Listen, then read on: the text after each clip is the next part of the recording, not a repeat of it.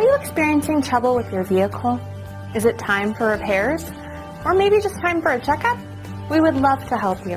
When it comes to vehicle care, you need an expert who will be able to assist you quickly and get the job done right the first time. Don't trust this job to just anyone. We are the top auto repair service in the area, and we will handle all of your needs in a quick and professional manner. And remember, the longer you wait, the worse it can get. Don't delay any further. Contact us today. We look forward to hearing from you.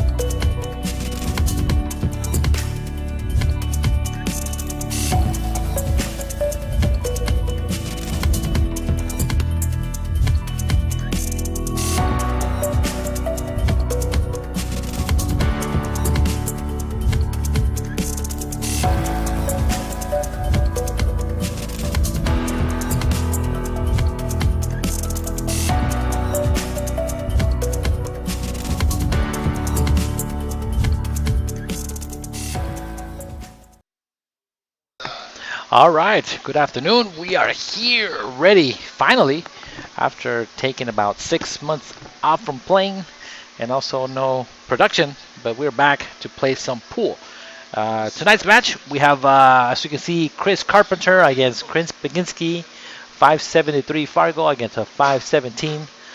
Chris Baginski does get a few games on the wire, which is 6 in a race to 20, and there is $1,000 in the middle. So hopefully you guys enjoyed tonight.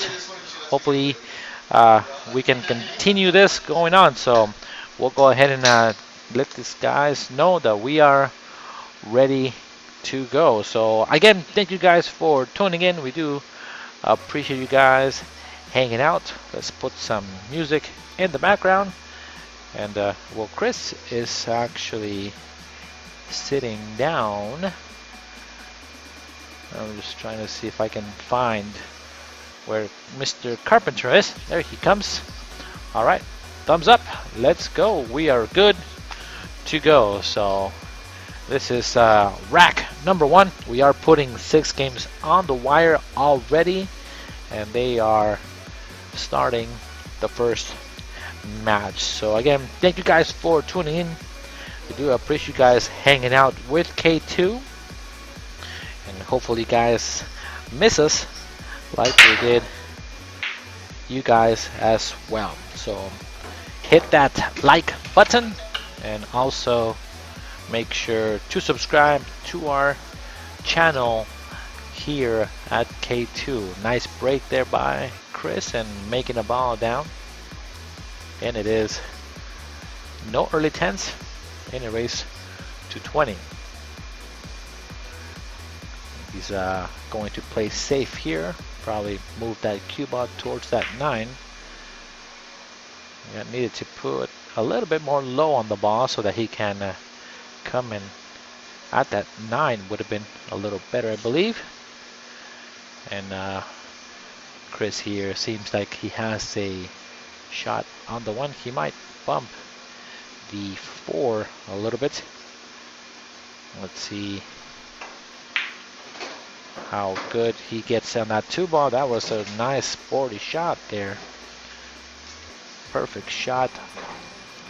Now these guys are playing with the new Cyclops balls. We went to Main Street and we picked up a set from Main Street Billiards here in Mesa, and they play really well. We had a couple of people that posted on the Arizona pool players that this particular ball is the Dynasphere balls play really well, and I was telling Thor that I actually broke and rammed the first 4 when I was playing with these balls, so they do play really, really well.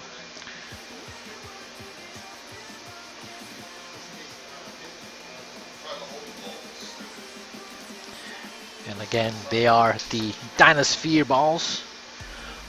Now, I know that we were talking to Thor, and the Dynasphere balls are also produced by the same factory where the Cyclops balls were made. So they were saying that, well, actually Thor was giving me some information that I did not know, but they are made at the same place. And the only, or some of the difference, I guess, is that this particular cue ball does play straighter, is what I was told. So again, they play awesome. So if you guys have a chance to get a hand on a set of these balls, they play really, really well. Nice shot by Chris down the rail. He's got perfect shape on that 7 ball. He can just stun it to the middle of the table in the direction where he's pointing and just come across for the 8. Now they are playing for a couple of Benjamins in the middle. It's $500 a man. Oh, missed the shot. That ball should have dropped. Now they are playing on a diamond bar box. It is 3 7/8 inch pockets. So they are very tight.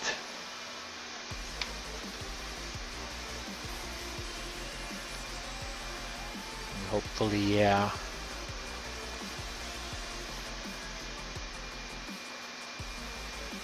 these guys can get used to the table.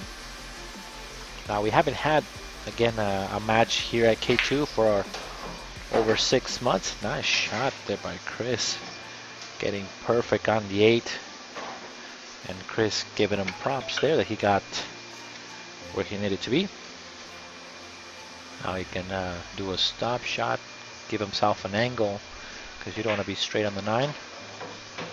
I think that should do. Let's take a look from the above angle here, and that's pretty good. Can go forward 2 rails and get close to the side maybe, or if he wants to draw it back and come out. He's trying to decide here as he's down. He kind of stood up there because he does have an angle, but he's trying to find out the best way to get to that 9. I think myself, it's easier to cheat the pocket going back, or just pure center ball and going up. Just leave yourself a shot on the 10 ball to win the game. Not try too much fanciness here. Let's see if we can get there. Nice and smooth stroke. Very nice. There you go. That was good. That's all you need. Let's see if he can cut this ball and take the first game.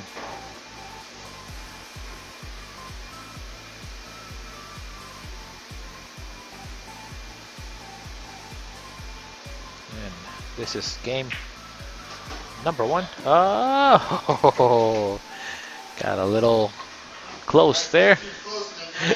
And Chris was saying that he was too close to the 9. All right, so Chris Carpenter takes the first game. Score is 1-6. Again, Chris does take or get 6 games on the wire.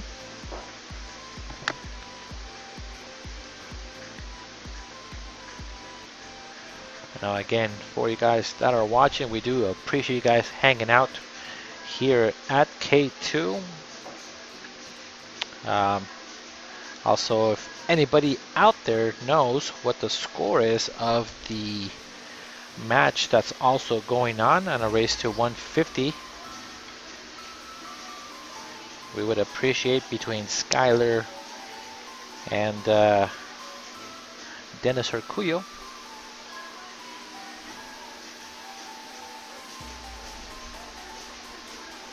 And you can put that in the comments.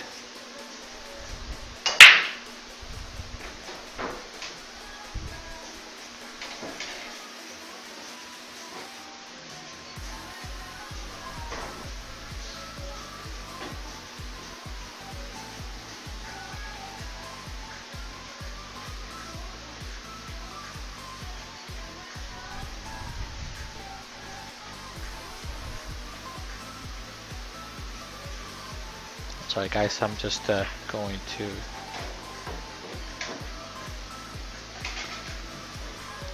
the comments really quick if I can pull them up.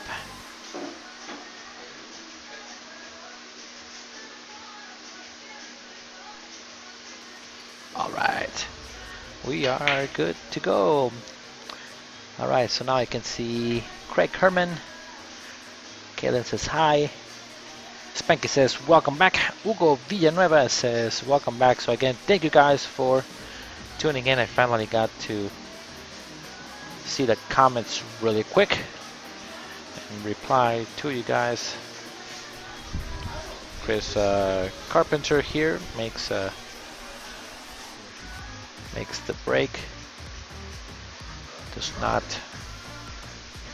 get to the 2, so Chris is gonna try to cut this ball here. The only thing, I don't think it went. That 10 ball was too much in the way. I think the best shot there was safe and put the ball behind the 10. Now Chris has a back cut on that 10 ball. I mean on that 2 ball. He is gonna run into that 10. Now again, I haven't streamed again in about 6 months, so I feel like I'm a little rusty. I was talking to Chris when he was here practicing, and I was saying that when yesterday I did all the setup for the stream again and went through kind of a retraining of how to stream and set everything up, and right now when we were kind of like talking, I was setting up the scoreboard and everything else, and I forgot some of the stuff that I used to do. So I am a little rusty, but again, we did just get married. We are now almost into the 2nd month of being married, so we are very happy again to get back to the roll of things, although being on vacation for quite a bit was really nice. So Cecil Adson saying thank you to Mr. and Mrs. Chavez, congrats on the nuptials or nuptials. Thank you, Cecil, appreciate it very much. Now again, if you guys are watching, make sure to share our stream. We are always looking for new viewers. We have been streaming all over the place now, and we're trying to get back our normal viewers one more time. And Chris just got a little out of shape on that 4. Could have his shape could have been a little bit easier so that he could avoid that scratch in the corner pocket. And now Chris is just gonna come across 1-2 probably. Avoid the scratch just like that. Very nice. Middle of the table. So one thing that you want to do all the time is try to get shape on the middle of the table. It makes all the shots pretty easy, or relatively easy, and you should be able to get to where you want to be. You want it to be a little closer to that 7, I think, but he can go back and forth on the shot here. Just 1-2, back and forth, just like that. And come across. I feel like that first camera is delaying just a little bit too much when it comes to the computer, so I might do something here really quick and see if I can plug it directly to it. And all right, Chris is taking the second game. Game is 2-0, but again, Chris does get 2 games on the wire. So nice little start there for Mr. Chris Carpenter.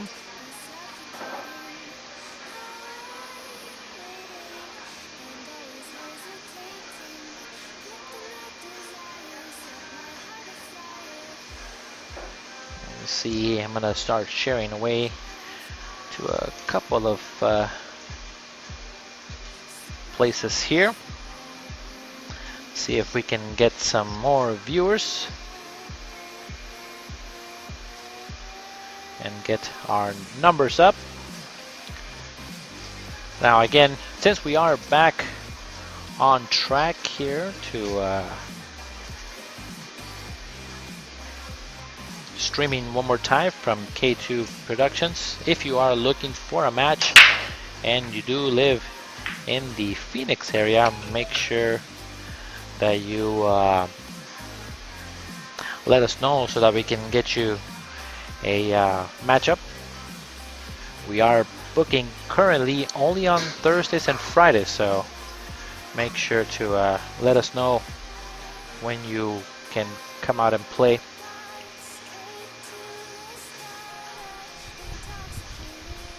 I know that right now I think we are booked for the first month already, so that should be pretty fun for us and keep us on our toes again. And we are working though. However, if you are in the Arizona area, we want to do a tournament in July, which is going to be kind of like a warm-up for the Tucson event. We want to do a 5-person team, 8-ball, and that is in the near future. Again, just working out the details of where we can have this be hosted at.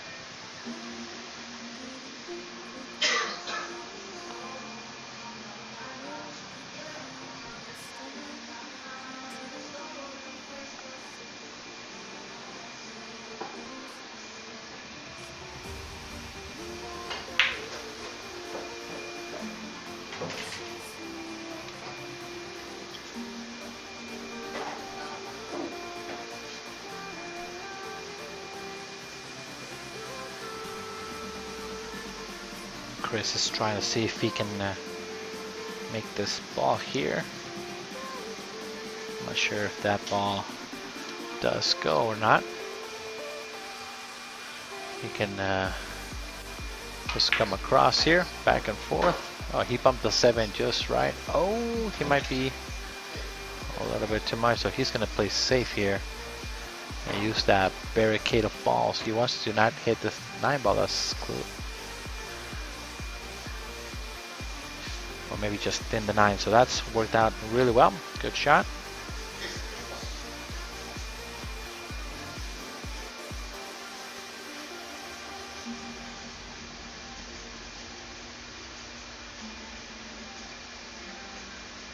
Corby stopped by to say welcome back to K2 and nice to see and hear you again. So thank you, Corby.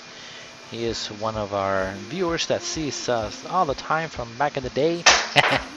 Oh God, that jumped over. That was crazy. He hopped it over both ways. That was crazy. There's no way that did that.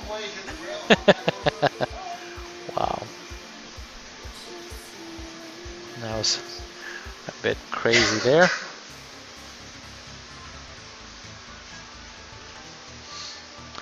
And sorry guys, I'm gonna try to see if I can get that first camera to not be hopping so much, because it is a little annoying if I am the one doing the stream. So I'm gonna put you guys in mute for just a second, see if I can figure this out real quick and make it better for you guys, okay? Give me 1 second.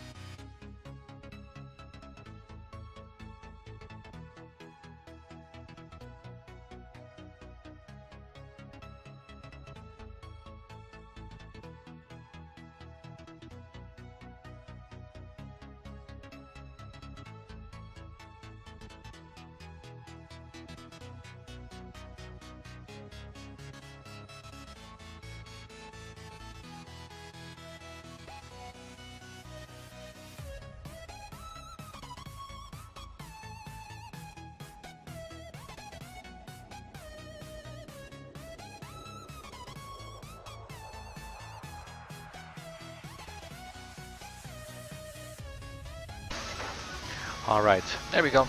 All right, so let's see if I was able to fix whatever I needed to fix here.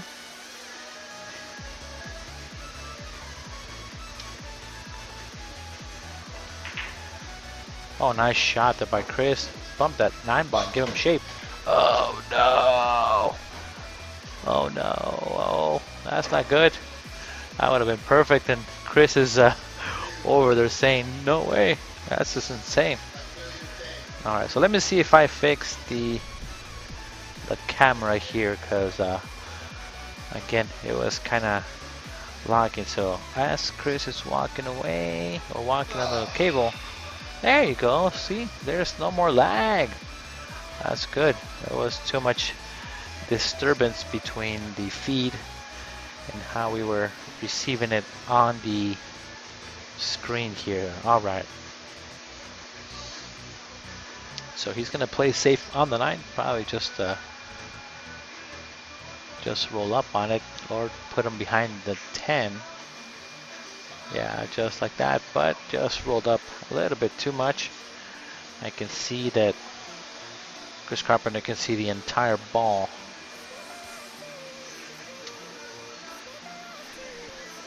Kit Casey, hey Kit, how's it going, buddy? Thank you for joining. Johnny Betancourt saying hello from Belize, hola. Shane Paulshuk saying wow.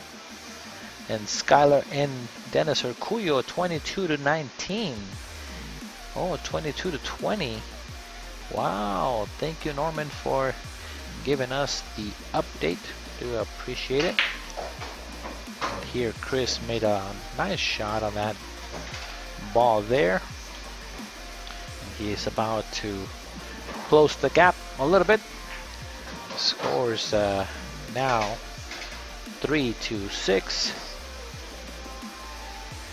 And Chris needs to win a game soon. Always winning the first game is kind of tough. So you gotta Get your ducks in a row. Let me do a couple more things that I don't see that they are right on my setup here. I am a little confused when it comes to the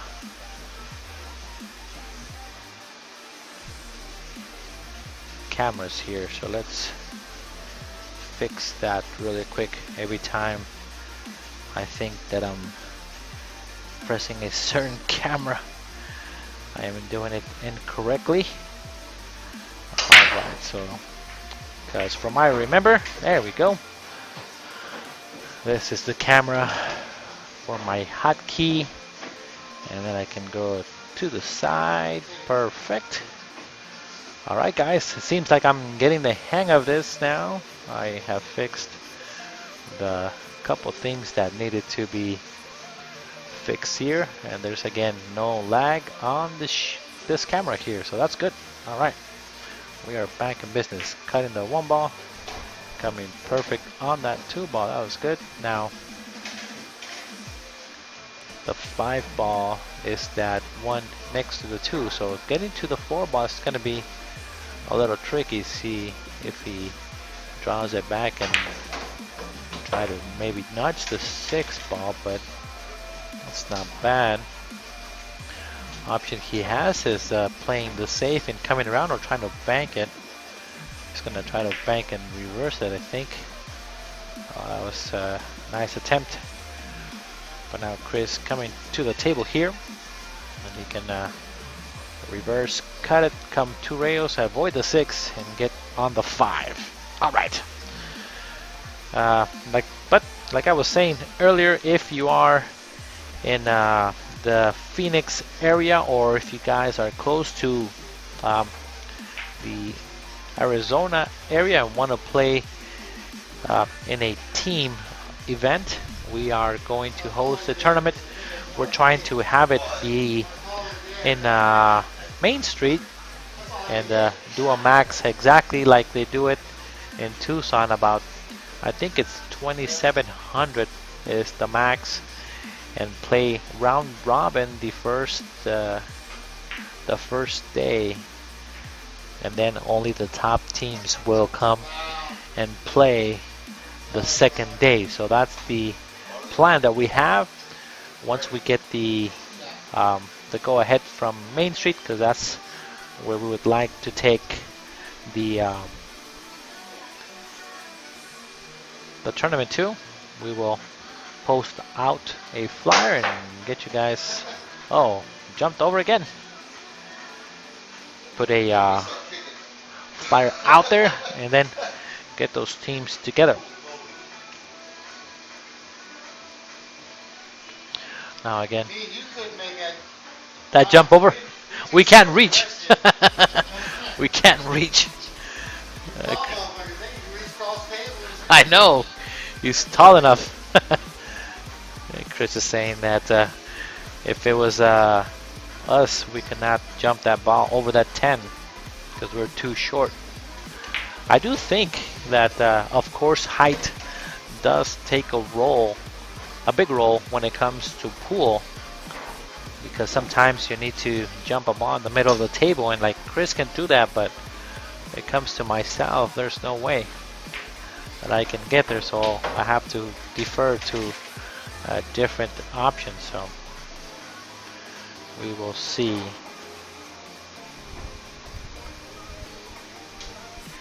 And if you guys are looking in the chat, we have 3 people coming to play at K2 and are looking for a 400 to 500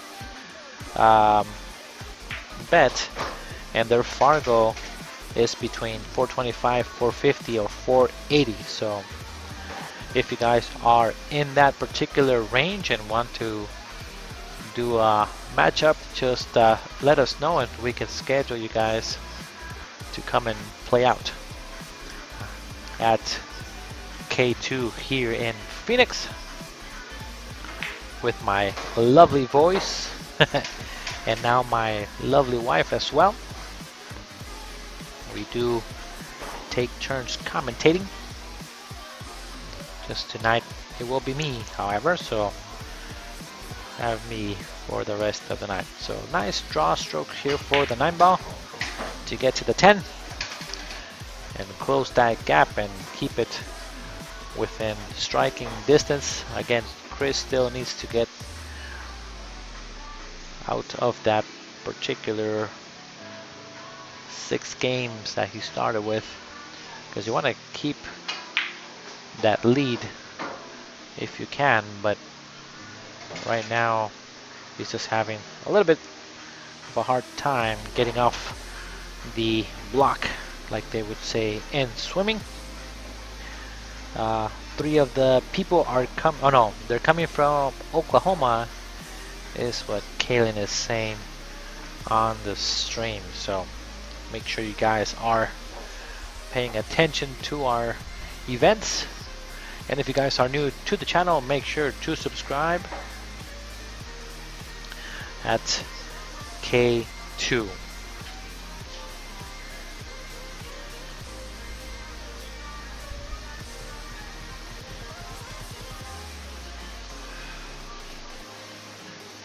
Now, we have been streaming for quite some time now.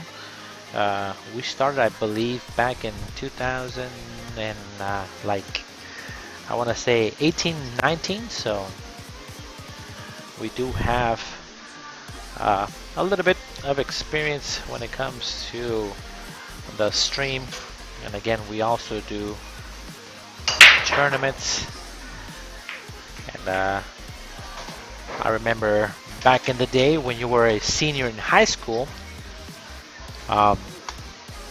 you had to do a what is called a senior project, and I remember that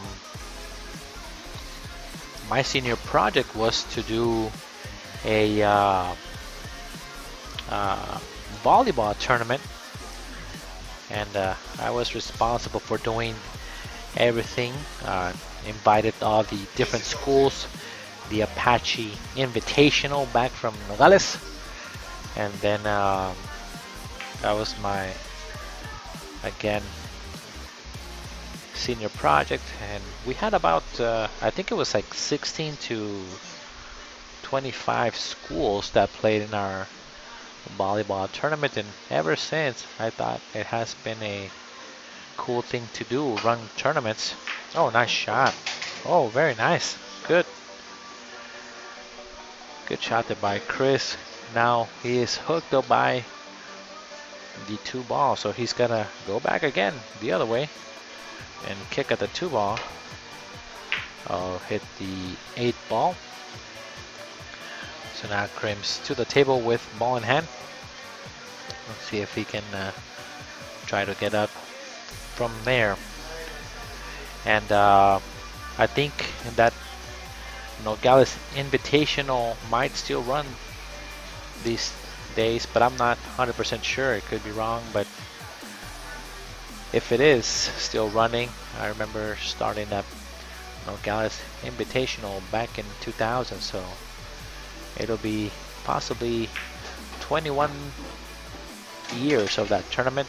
Maybe somebody back in my hometown can verify that if that tournament's still going on for volleyball. Okay, let's go back to pool here. Oh, Chris is just having a little bit of a hard time. When he was practicing, he was making the balls in the hole really well. He's just kind of struggling there as we have started. Nice kick shot there. Hi, Donna. Donna jumping in the chat.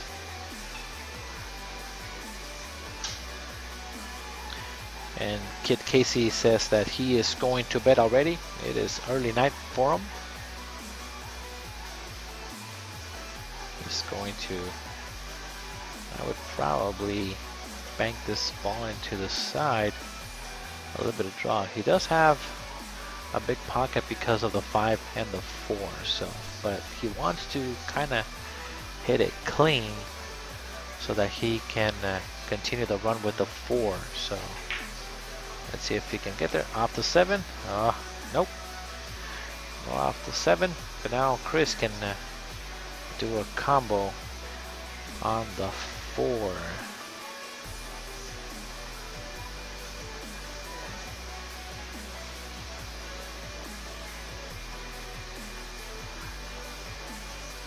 Now again, thank you guys for tuning in. We do appreciate you guys hanging out. And here at K2, sometimes we do trivia, like before, how we did it. Wow, what a shot. Chris is saying, wait a minute, that was a miscue. Oh, that was crazy. That was a miscue, and look at that leave. He couldn't do it twice if he tried to. I didn't see you hit it twice. You just rolled off. Yeah, you rolled off the top. But I only had so much I could see. So yeah. Okay, cool. That was just a little crazy. And of course, Chris is like in disbelief that just happened. He's like shaking his head and saying, "No way! How am I here? How am I here? I do not have an escape route, but you gotta see what it gives you." So just kind of like accept the shot. Maybe 2 rails around the 9 and shorten that rail, but I'm not sure if he can get there. That 4-ball does make it easier too, so you gotta work with the angle you have. Let's see if he can do something. He's trying to see if he can push maybe the 4-ball towards the 10 somehow and make it tough for Chris.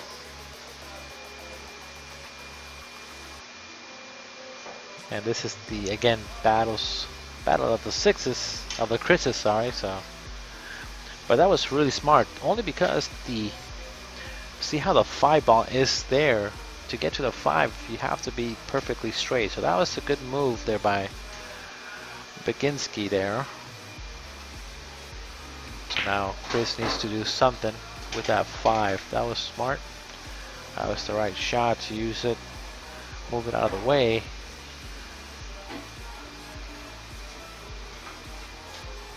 Now it just needs to come down to the bottom of the rail and then shoot it in the side. Oh, too much, way too much. That bottom took it towards the ball, so he needed to hit it with no draw there and just come across.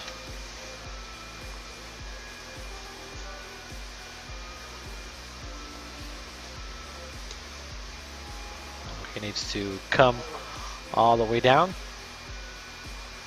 Just approaching the shot here to shoot it all the way down, across, and back out one more time for the 7. That's not easy. Alright, so here's Chris Baginski's chance with ball in hand. Only problem ball that I see is the 7. He is looking down the rail, but I like coming above the 7 instead, so that I don't have to shoot past side the pocket. So let's see how he attacks this ball. I like coming above it, so maybe just follow the ball down the rail so that it's easier to control. So what I'm saying is, on the screen, if he shoots it with top, just pass on the top left of the screen, he can get easy shape for the 7 and cut it down. Always with top, and you have a easy shot. So this points kind of tend to stick out a little bit, so he's got to shoot it really good. Nice shot. That was good. I would have just taken it a little bit different, but at the end, as long as it works, it's fine. Good shot there on the 8. The 10 ball does go in the side, so he's going to come around a couple rails here and get straight on the 10. Oh, he short stroked it. The ball needs to roll. Needs to roll. There we go. It's pretty straight.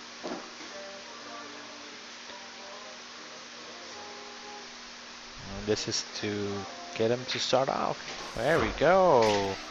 And Chris is cheering on the other Chris. He is finally off.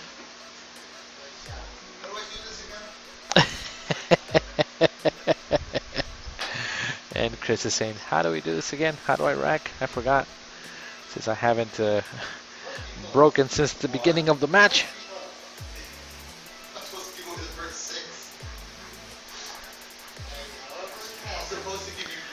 All right, so again, thank you guys for tuning in. We do appreciate it very much. Let me see if I can give you guys some update information here about tournaments that are going around. I know that April 17th and 18th we have there's a Chicky Jacks tournament. It's 11, 20 and under Scotch doubles 10 ball over at JJ's. 32 teams only. And right now I'm looking at the list and there's 28 teams. So make sure to sign up with Tim Daniels April 17th and 18th. So that is the following weekend. 11, 20 and under Scotch doubles 10 ball. There's a $500 added, so make sure that you reach out to Tim Daniels.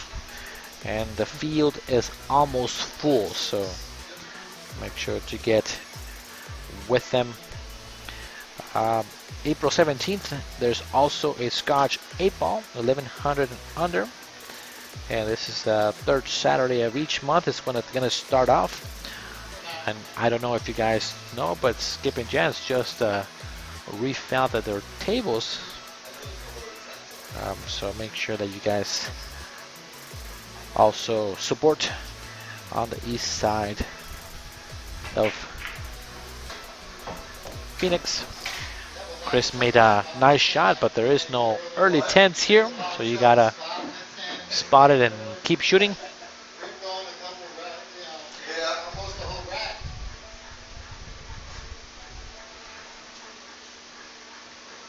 Now there is gonna be another great matchup coming up. It'll be JJ Marks against Bill Vanderweiss, and there is 10,000 in the middle. It is 10 ball on a bar box with Magic Racks, Saturday the 24th at noon. And it's gonna be a race to 50, so make sure that you guys tune in to We Play Billiards, and that is the stream for that. So there you go. That's some of the updates going on here in the Arizona pool scene.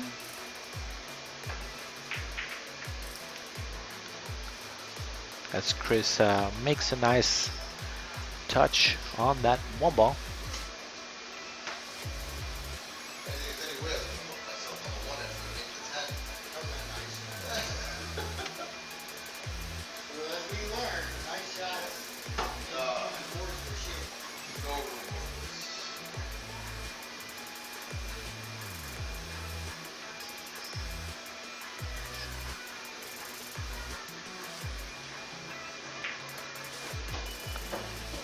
Corby was mentioning that he is not a gambler and his Fargo is 450. He wouldn't mind playing against some of the people from Oklahoma, but unfortunately you gotta gamble for that.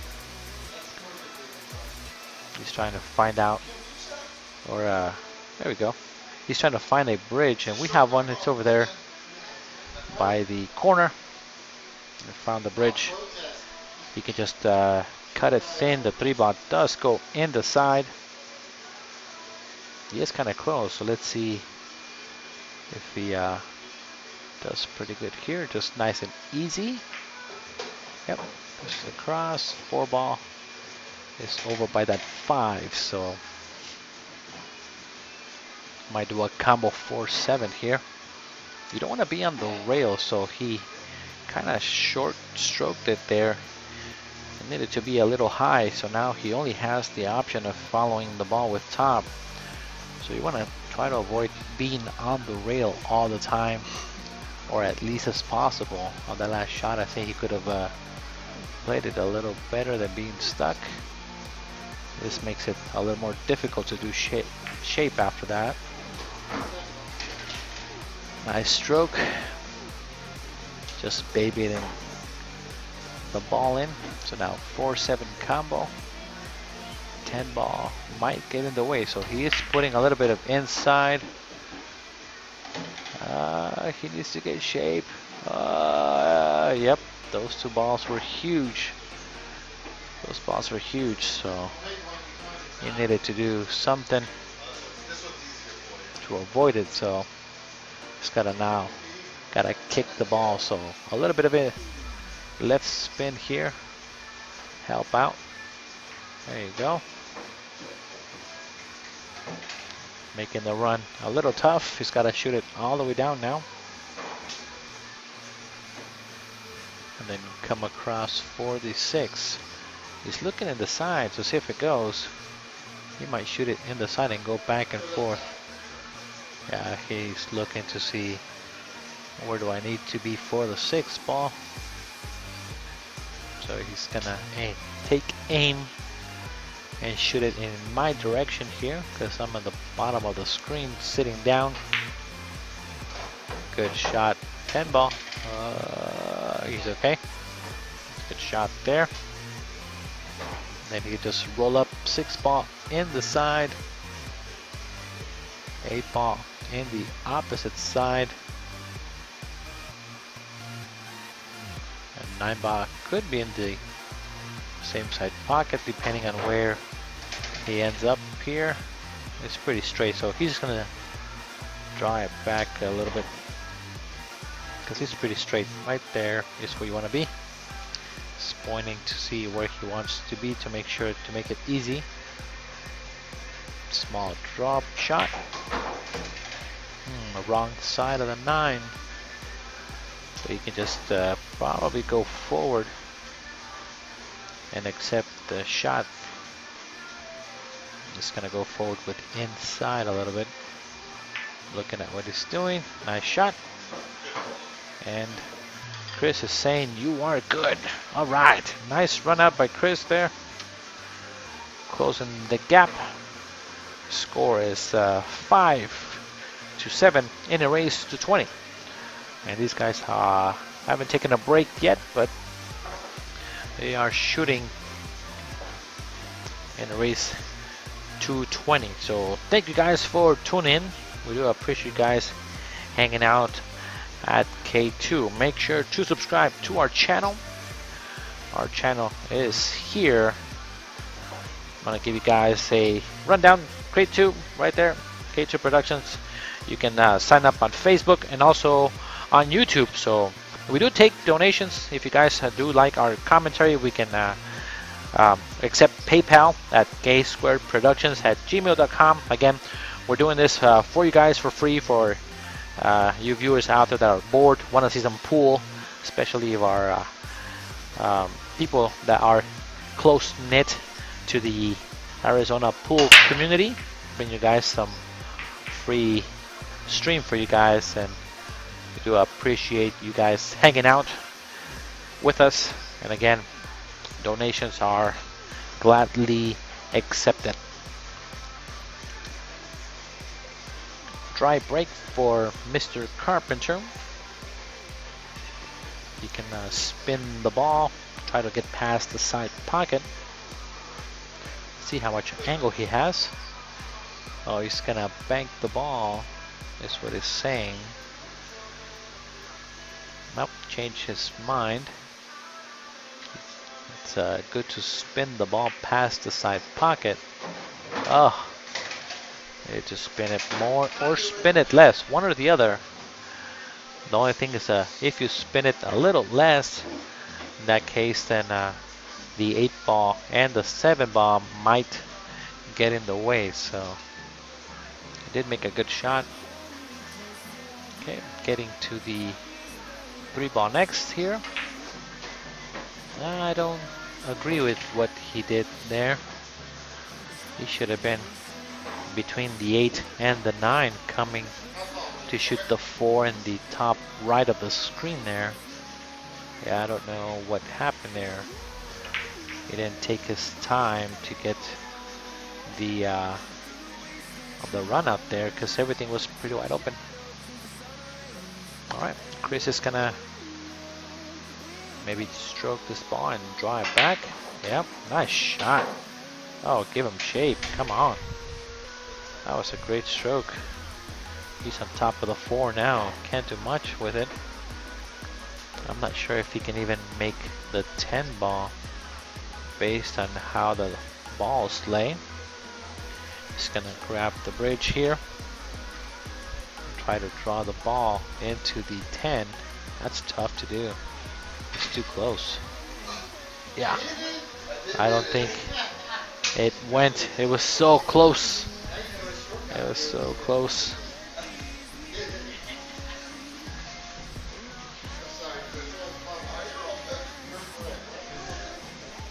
Now, I'm not sure if there was any sweat bets out there, but in K2, we do have sometimes people post a sweat bet before they match up. We try to give everybody a heads up of who is playing. And of course, sweat bets are encouraged if you guys want to pick a side. Back and forth. Uh-oh. Did the ball get in the way? I think he's okay though. Oh no. Seems like he can only see part of it. So he's aiming as if he's jumping the ball. Oh, wrong ball went in that corner pocket.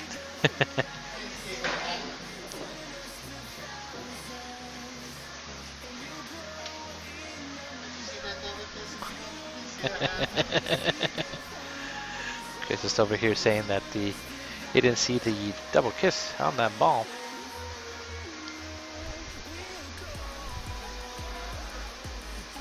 Alright, so easy run out here. Just go forward, shoot the 7 in the side. 8 buck goes, 9 buck goes, 10 buck goes. So just keep it simple, nice and easy.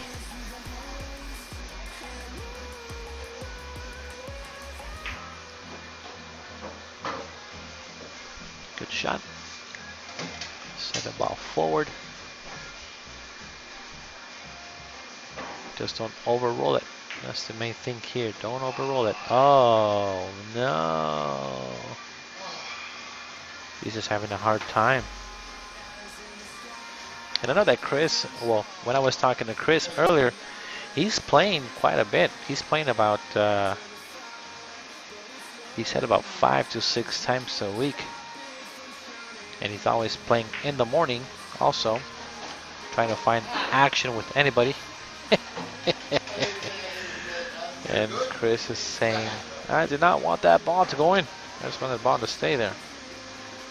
Make it an easy run out.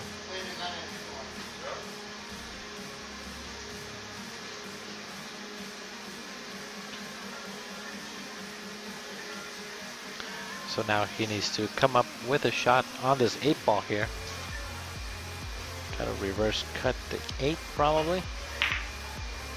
Oh, he was calling the 9. That's so tough though, but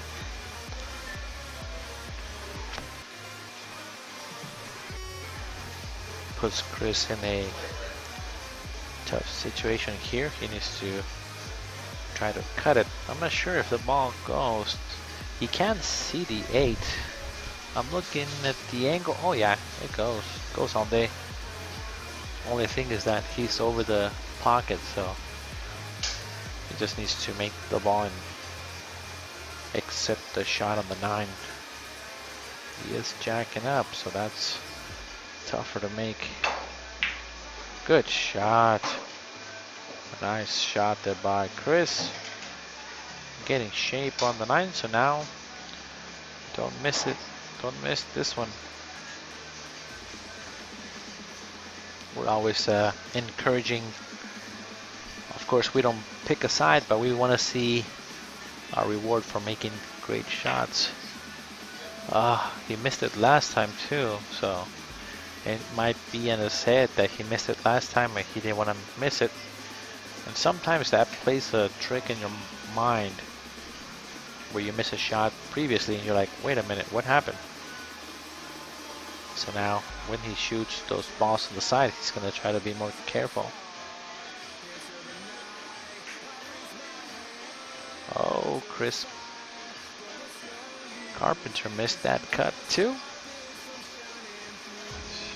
So needs to draw the ball back just a hair and accept the shot. There you go. All right. Chris about to get his second game here. And be up by 3 in a race to 20. There you go. Now, I did notice something that Chris does though. He kind of jumps just a little bit. After delivering the cue, he kind of jumps a little bit. And that's something that he can maybe fix on his game if he goes back and looks at this stream at all. Is some of the shots that he's shooting, after the shot is done, he moves a little bit. So sometimes when you're shooting a ball, if you don't stand still all the time, when you're delivering your cue, you might start moving or jumping a little bit because it's what you do and it's the repetition part. So if you are listening, Chris, later on, make sure that you try to always stay down, especially on the final delivery of the cue. It'll make it to be better at potting the balls. Chris is a nice break there. Can't see the 1 completely. 2 ball goes in this corner pocket too. 3 ball is over by that 8 ball, so that's going to be a little tough there. Just got to do a combo shot. 8 goes in the corner and then go from there. But first is first. Let's get this 1 ball in the hole. Nice. It's a good stroke. Let's see if he can go back and forth, and the cue ball needs to travel between the 5 and the 9. If you nudge any of those balls, you might be in trouble. Yeah. He's good. He's okay. He's okay. It's just a little scary that bumping another ball and then shape is not what you expected. So combo on the 8.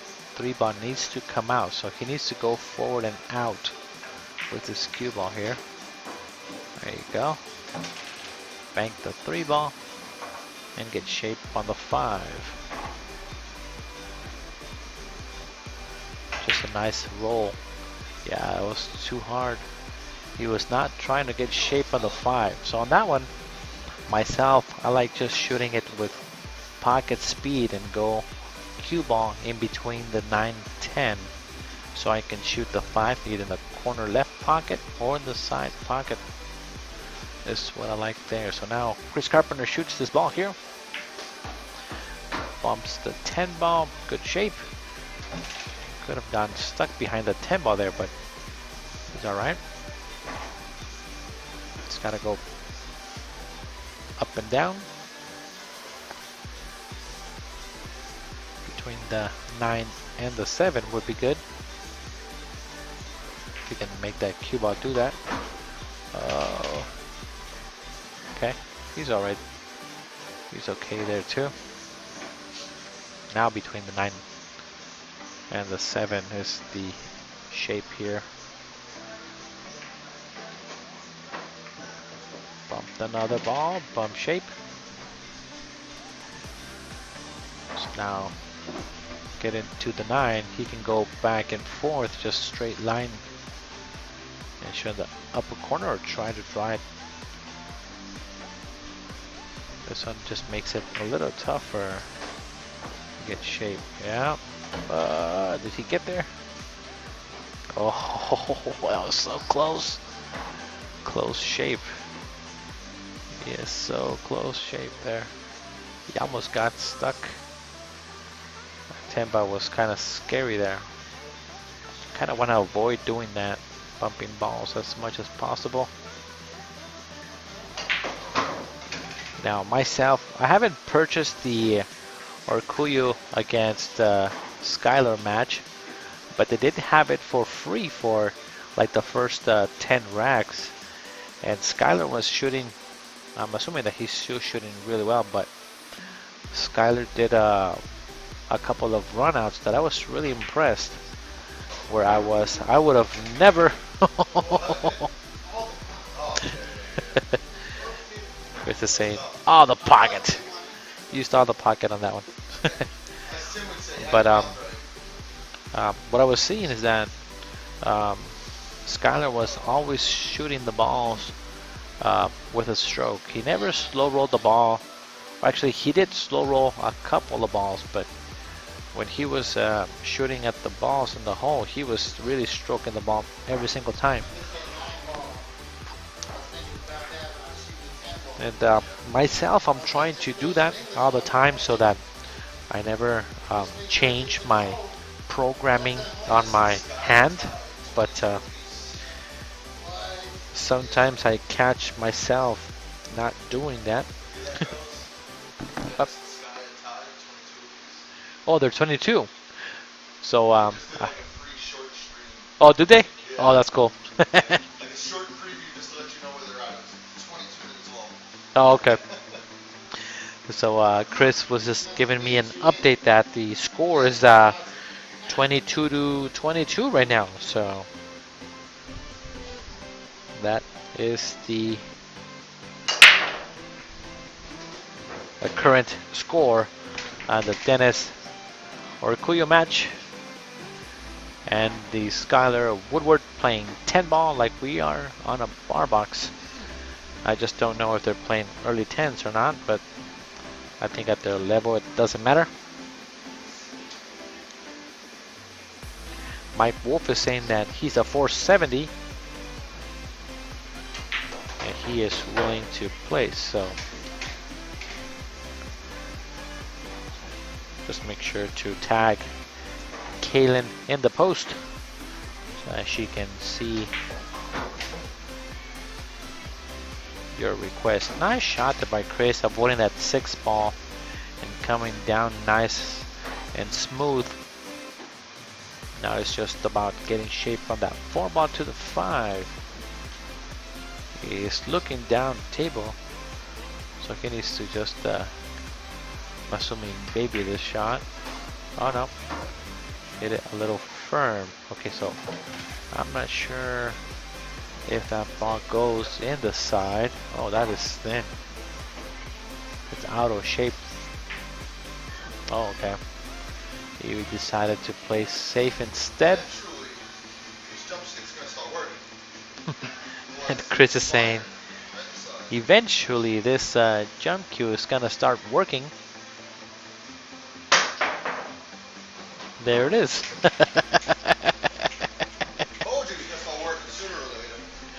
I think the batteries have been recharged on that jump cue there. Well, that was a nice shot by Mr. Baginski. Cutting the 5 here. Oh, same shooter. But placed the ball nicely. Missed the ball on the correct side. So now Chris Carpenter needs to find a way touch that fly ball. The only thing that I see, if he does just nibble it though, he might scratch, so you don't want to do that. Yep, he's gonna kick it instead. One rail kick on the 5. Nice kick, and that may have worked, I'm not sure. He is gonna try to, oh, that must go. Oh yeah, that was clean. 5 ball all the way. There was no need for a ref there, or a slow-mo shot. And here at K2, we do use the slow-mo feature on our phone, so that there is no discrepancy when it comes to the shots, especially when your guys are playing a big match. Which, by the way, reminds me, I was watching the free preview of the Dennis match and the Skylar match. There was one safety that Skylar played really well, and then Dennis one rail kicks the ball. He kicks rail and then the 1 ball, and does not call a foul on himself. Well, that's what I saw, and it was probably rack number, after he just did a 6-pack, there was a kick shot that I really believe it was a foul, and there was a couple people that agreed with me on the stream, but again, nobody said anything, and then Skylar comes to the table and ends up losing that rack. So again, I'm not sure how accurate that statement is, but I think I'm saying about 75% sure that was a foul on the kick shot that Dennis made. And as we're talking about this match, Chris makes a nice out, and the score is 9-6 in a race to 20. Very nicely done. And they are using my old magic rack. As you can see, it's clear, and this magic rack that's right there, I got in Tucson 2 years ago when they had the 2019 CSI tournament state championship, and I didn't have a magic rack myself, and then so I went to the guy and I said, hey, do you have a magic rack that I can buy? He says, this is the only one I have. I bought it and then ended up winning the state tournament. But that particular magic rack, I've never seen another magic rack be that way, where it's clear. Number one, it does sit pretty flat on the table, but it has every possible game. It has 8 ball, 9 ball, and 10 ball, and that rack is pretty cool. I don't know the name of it though, but if somebody can maybe give me the info on that particular rack. It was in Tucson about 2 years ago. That magic rack works really well, and I know that here we need to have a couple of magic racks, of course, for having our people that come out and play in this one-on-ones money matches Friday night brawl.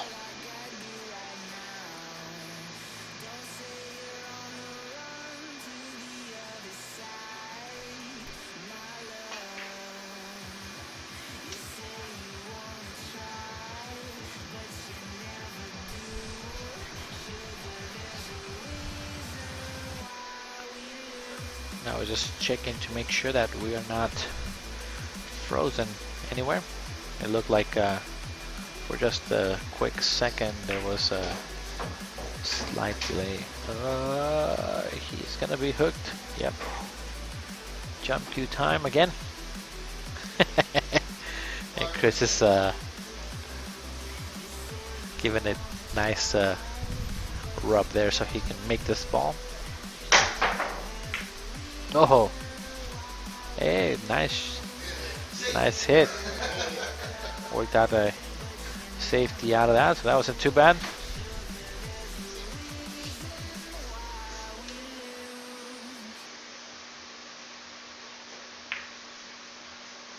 Oh, nice safety there. Holy cow.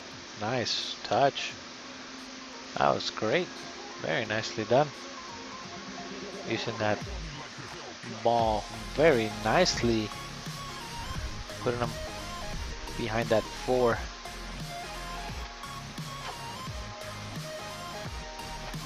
It's going to be tough to make contact with that 2 ball.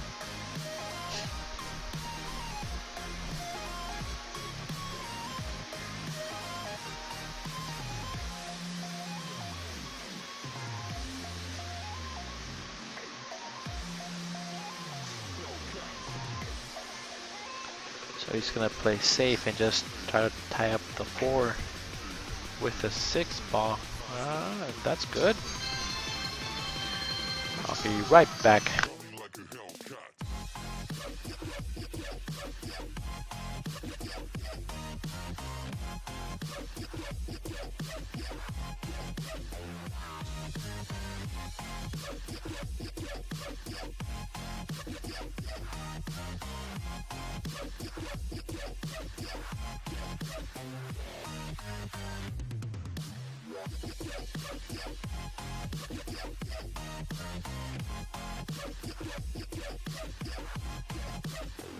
Like a Hellcat.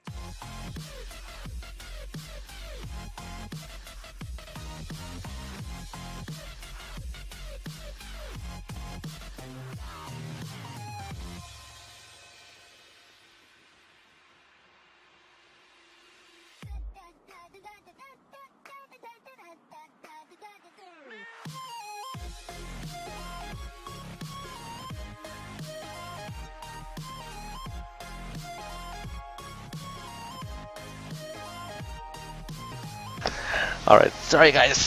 Somebody came to pick up our one of our blenders that we have. Our mixers, sorry, not a blender that we were selling. So I had to have her go and give it to the girl that bought it. She's very lucky. 75 bucks for a brand new mixer. That mixer, I think I paid about 240, 250 bucks brand new to Kaylin. And the girl got it for like 75, so super great deal. All right, Chris has a chance here to increase the lead here. If he can get shape on the next couple balls here, just get up above the 3 a little higher. That's not bad. Just needs to back cut it though. It's the only thing. It is a reverse cut on the 3. As long as it doesn't scratch on the side, is the main thing. Just get a good shot on the ball here. Oh, it would have been perfect on the 4 too.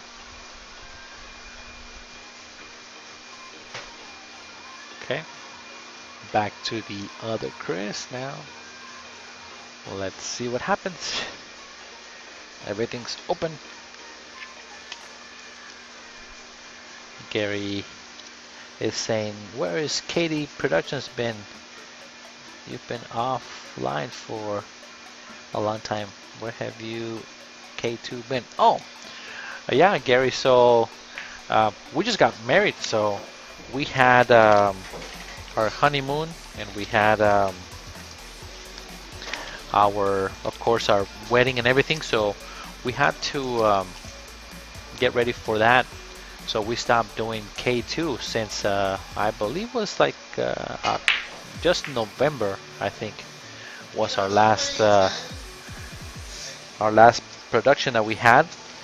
And then of course, after the wedding came the honeymoon.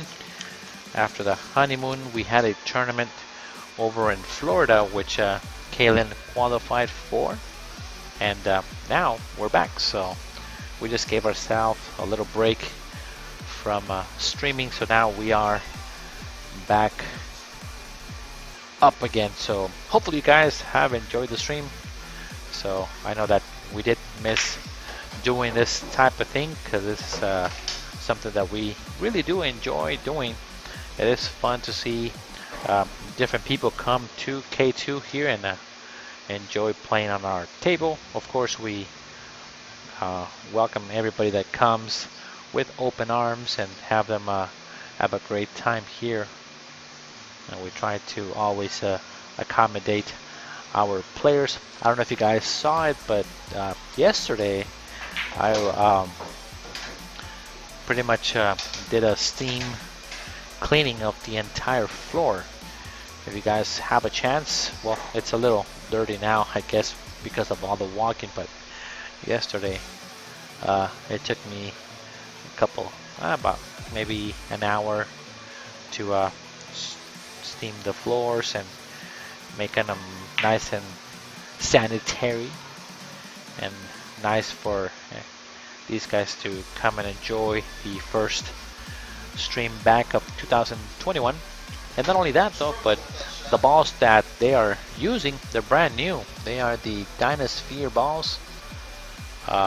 Over here in one of our pool rooms, they got brand new balls, and they had a couple of spare sets, and I jumped in the opportunity of getting a set because we play a lot of the tournaments over there with their equipment, so I want to have the same equipment that they have. The only thing that is different is that the pockets are super tight. So, but again, we do appreciate all the kind comments that you guys did miss us, so the feeling is mutual, and of course we have fun doing this. So now Chris is about to shoot this 10 ball here and close that lead a little bit, 7-9, once he makes this 10 ball here. Taking this time and shooting it in. All right, nice shot there by Chris Carpenter. So very, very good. Gary is asking, how did Kaylin do? She ended up in 17th out of about, I think it was like 64 women that went to the tournament. She ended up missing, rattled a 9-ball to make it hill. And the girl that was playing, she kind of did about 3 really nice lucky shots and ended up getting the lead. I think the outcome would have been different had that not happened, but again, she played really well for her first time being there in Florida in a national tournament. Very proud of Kaylin placing up that high. I know that her thing was, she was saying that the only thing I don't want to do is be 2 and out, so which she didn't, and ended up higher than she thought she would. So the standard is there now, so now she can only go up from there. So okay, and Chris is cutting this ball on the side. I think that 3-ball does go past the 9, so he just needs to get a peek at it to cut it and then come up on the 4. So we'll see if he can get there.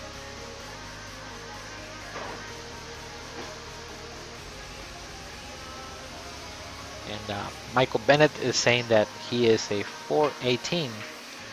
Last time he checked, and he wants to play those players from Oklahoma that are coming down. So again, the person to make sure to get to is Kaylin, because she is scheduling all of our matches. This might be, there is a potential for a break and run. The only thing here is that the 8-ball is kind of funky, so he needs to deal with that. That's a nice shot there. He can use the 6 to maybe get on the short side of the 8-ball or try to break it out. One of those 2 ways. Let's see. Nice breakout shot. Don't scratch. Don't crash. Oh, that was going to be the first break and run of the night. And Chris is looking at me saying, "Are you kidding me? Are you serious?" I would be saying the exact same thing, buddy. So now a nice 3-ball out for Chris here. Pretty standard. He is on the wrong side, but he is super tall. He can reach that shot. Look at that reach. His hand passes half of the table just from reaching out. And Chris gives him the out. All right. And 7-10 is the score at this time. We are almost halfway. Chris is still maintaining that lead of 6 games from the beginning. Now again, these guys have posted 500 already in the middle. It was kind of funny right now that I went to go and give that mixer to that girl. I walk into the kitchen and all the lights are off, and both of Chris's daughters are here, but they were in the dark. And I'm like, why are you guys in the dark? So I went to turn on the lights. I'm like, here you guys go. I think they're watching maybe something on their phone, or they're watching their dad play. I'm not sure, but they are here waiting for Kaylin, actually, because as soon as they got here, they're like, where's Kaylin? We want to see Kaylin. So they're not very interested in Carlos at all. They wanted to know where Kaylin is. So, and she's currently helping mom move some of the stuff into K2. So mother-in-law is moving in for a little bit, and we'll have her move some stuff this weekend. Chris is slow rolling that ball. Very nice. Good shot. Good speed. That was very nicely done there. Now he needs to cut the 2-ball.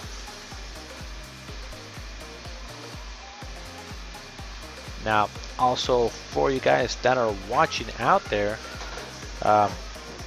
we have Nick De Leon and Ernesto Bayauya.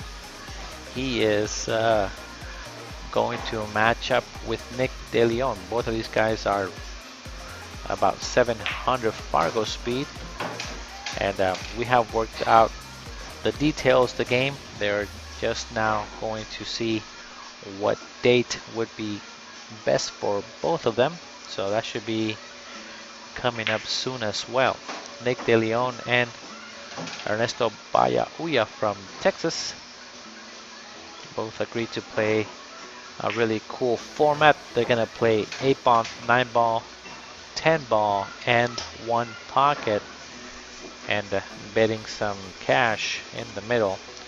And that is going to be coming here hopefully soon, once we get those dates out there. So we will have a flyer out there if that does happen. Very nice shot there by Chris. That was a nice shot all the way down the table. So now he just needs to maneuver how that ball is gonna go towards that 10. So he could just go forward and just nudge it a little bit, maybe. There you go. Big bounce. It needs to be there. Good shot. He does have quite a bit of a cut, but nails it in. Nice shot. Good out. That was a good out. That was a break and run, the first one of the night. That is Mr. Chris Baginski gets the first break and run of the night, because I haven't seen one yet. Chris didn't have a chance on that one. I just think it's funny because both of these guys are Chris, and I keep saying Chris every time. I've known these guys for a while, so it's hard to call them by their last name.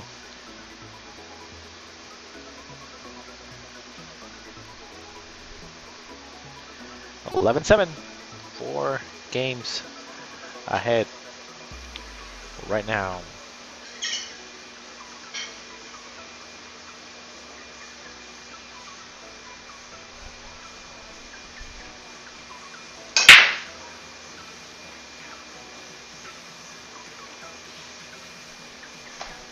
Dry break, nothing down, and can see the 1 ball.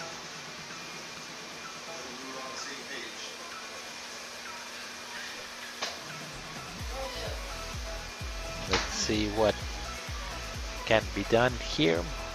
Maybe reverse cut the 1 and come 2 rails and play safe behind the 5 if he gets kind of funny, or just really easy come across. And Chris is getting his jump cue here, jumping over the 9 and part of the 7, I think, too. Got it, and he made it. Oh, come on. Oh, he scratched. That was ridiculous. That was ridiculous. There's no way. Wow. I can't believe that happened. That was just bad luck. Part of pool, but holy cow, man. Come on. Give him a break. That was a nice jump shot. Sometimes it just doesn't reward you this game.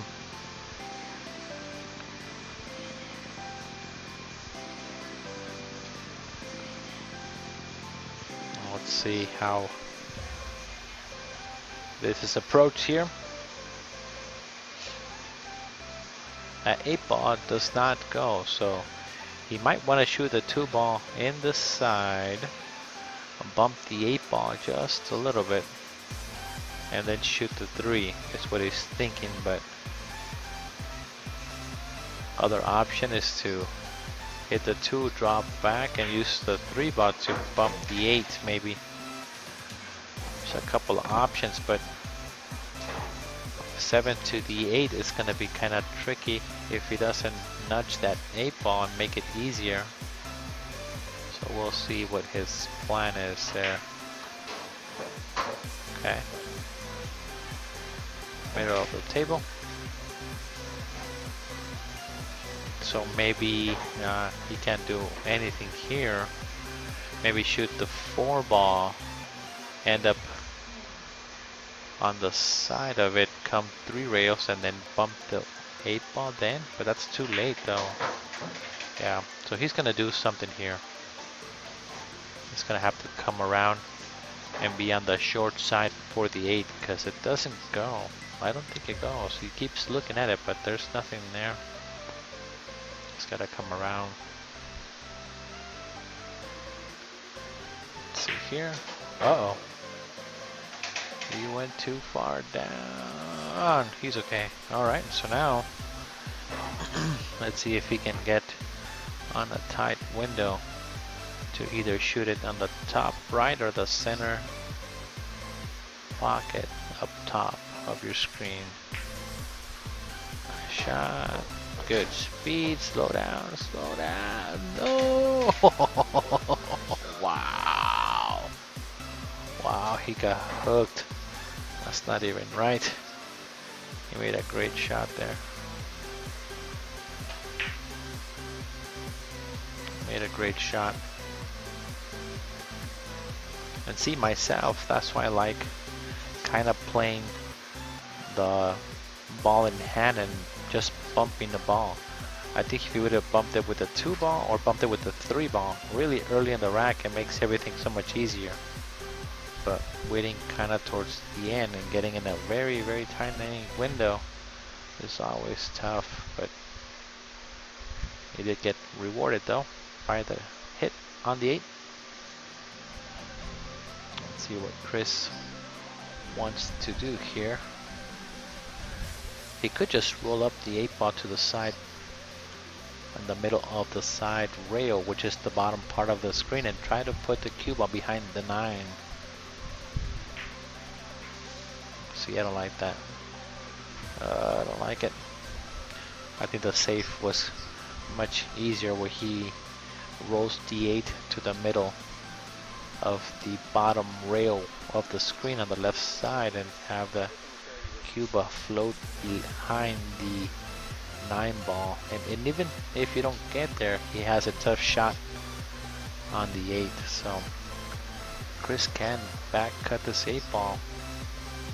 Cuba will go flying everywhere, but 9 ball is makeable from almost everywhere. 1, 2, okay. He's a little straight, I think. Let's take a look. Yeah, he's kind of straight there, so let's see what he can do. Oh, nice stroke.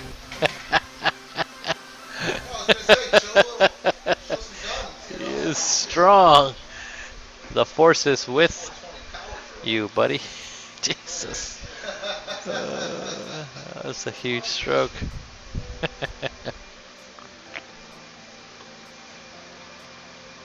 All right. Cut it in there, buddy.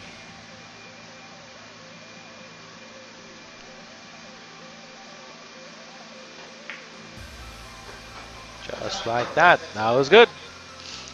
Very nice. 8-11. I always like Chris Carpenter when he comes over and and plays pool here. He's always having a good time no matter what. I do like having somebody that plays with a great attitude like that. So a big compliment there for Chris Carpenter for always having that positive attitude. I don't know if you guys have ever played against him or with him. He is always like that, so it is really nice to have that out there.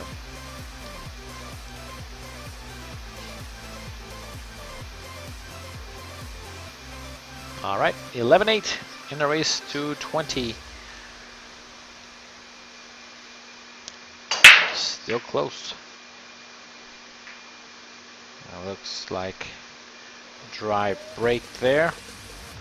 Nothing went down. 3 ball wanted to go down, but it did not. Stayed up.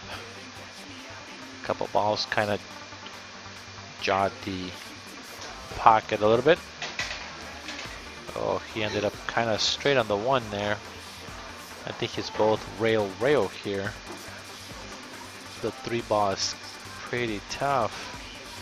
I might just miss this one on purpose maybe, but that 3 ball is makeable from the side. I don't know here. I might play safe and then skim the 1 and come behind the 2 ball. Oh no, wait a minute. The 2 ball, oh no, it's already gone, sorry. That is the 4 in the middle of the table. The 4 and the 2 look very familiar. I think what would be cool is if we could have that 4 ball be pink, but then the pink and the red ball are very similar too, so I don't know if that would work. Maybe Dynasphere balls can send us a pink ball. That would be good for streaming. Called the pink 4. Nice shot. Very nicely done there. Just gotta jump. Unless he can get it off the rail. He's too far, I think, to jump it that far. I think I've done it maybe once. Oh no, that's too far. You can't jump that far. If you jump that far, you're definitely going out of the ring, so you gotta kick it 1 rail. Or at least touch it, so. Always gonna try to masse it, maybe? No, that's not gonna work. I don't think it will. Could be wrong. Oh, Yeah, the masse was so tough. You have to almost go like 75 to 80 degrees on that shot. Okay, what is Chris doing? That 3-ball goes on the side. Is he gonna use it to bump it? What? Confused there. I don't know. I think it goes, doesn't it? Guys, help me out. I think the 3-ball goes. Yeah. So now he's looking kind of hard. Okay, so it must be really tight. Yeah, it's half a pocket away, it may seem. So that's why he's trying to shoot the 2 into the 3-ball, or try to get close to that 10 over there. So he's gonna drive back, straight back towards that 10-ball.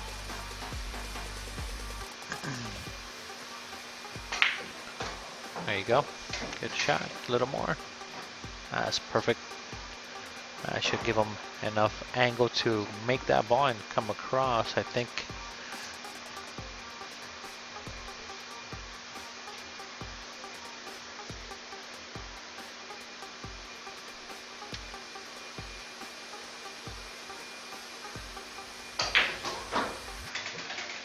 Oh, drew it back even better. And he's on the right side of the 4, so that was good. Good shot. You can go forward.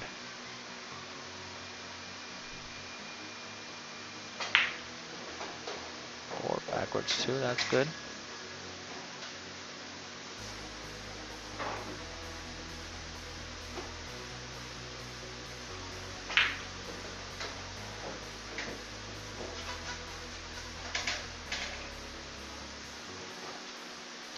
Got a little straight on that 6 there.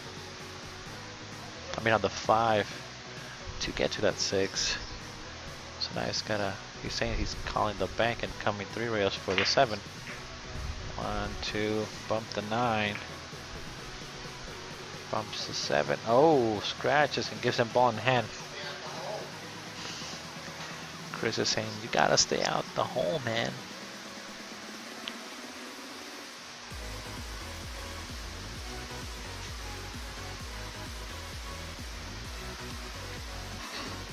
Five ball out here.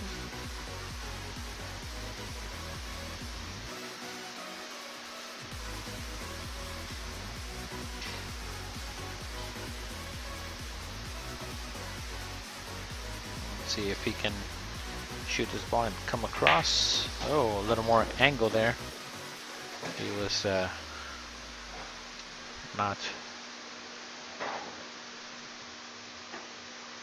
in the correct angle to get to that 7 to make it easier, but okay, so that was all positional error there.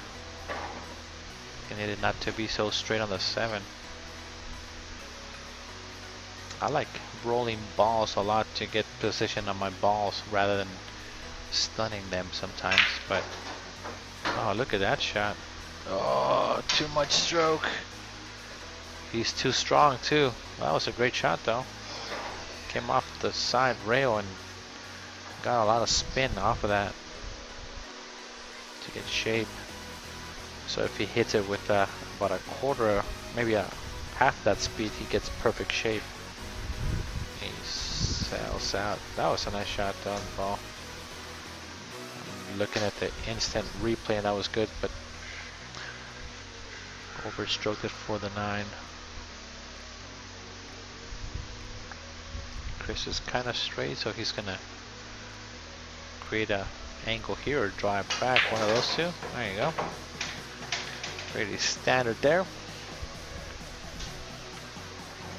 Bringing it within 2 if he can make this ball here. There we go. 9-11. They might be taking a little break. I know that Chris stepped out for a minute.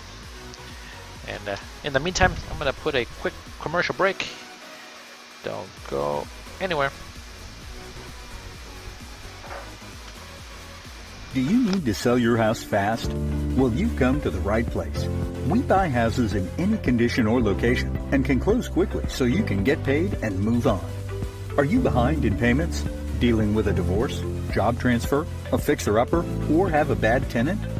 We eliminate all the hassles of the traditional sales process. By selling to us, you won't have to do any repairs or updates.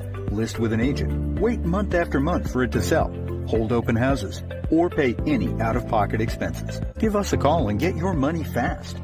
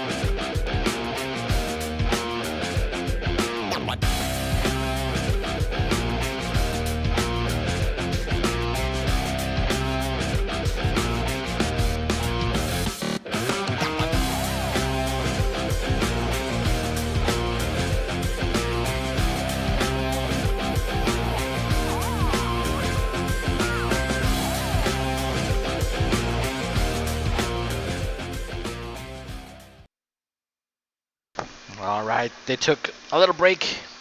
I think both of them kind of stepped up. Oh, there we go. They're both back. So again, thank you guys for tuning in. Make sure to subscribe to our channel. Again, K2 Productions on Facebook and also on YouTube. Donations for our commentary are always welcome on our streams, and they can be done at PayPal at K2Productions@gmail.com. All right, so we have a close match, 9-11 right now in a race to 20, and both of the players are back here to one more time to go ahead and continue the game here.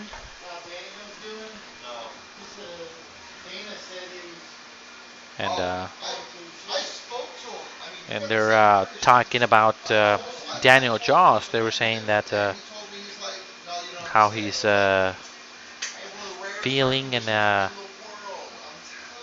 everything.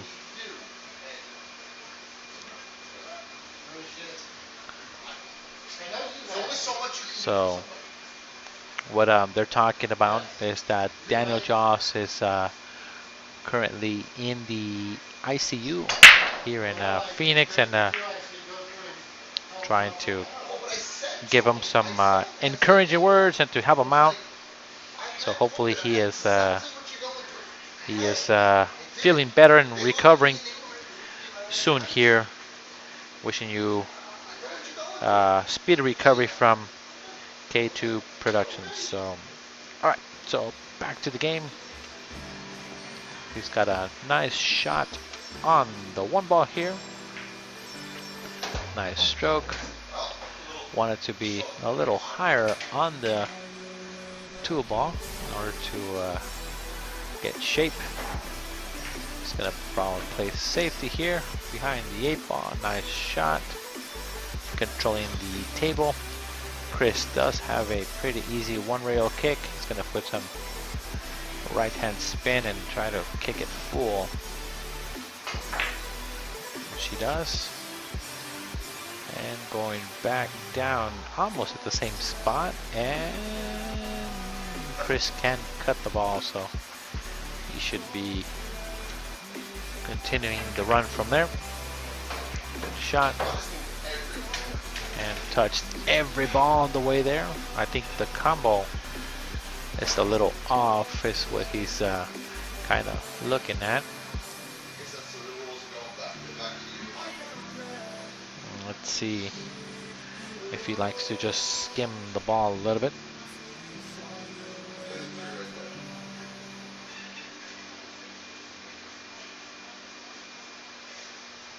And try to play safe is what I'm thinking myself here.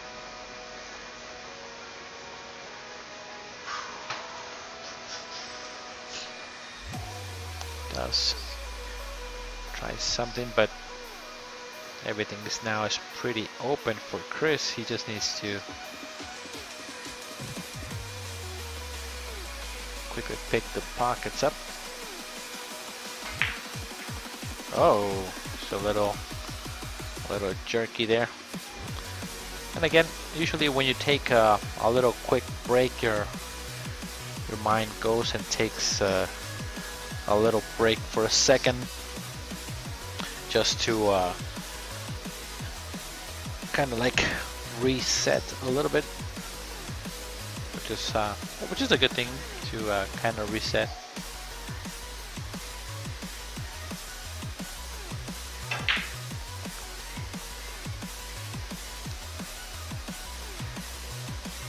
Same time,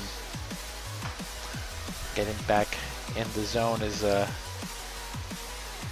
kind of distracted too a little bit. Let's see how it goes from now on. 3 ball in the hole, very nice.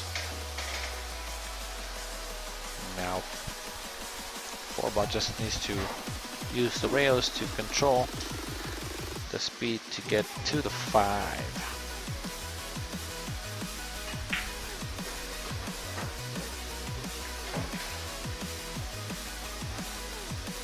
7 ball is in a kind of funky spot, but if he can use that 5 ball and maybe just nudge it a little bit, would be good. Oh, he tried it. He tried to nudge that 7 just a hair. That's why it came out that way. I think maybe the better option sometimes is nudging the 10 ball. Come across, nudge the 10, and then just try to get straight on the 7 ball. It is tough because if you hit the left side on the screen, oh, that 7 ball, you do scratch. So maybe coming more towards the 10 is the better option. So Chris is going to go off the 7 and get it out of there. There you go. That's good speed. He's going to have a shot.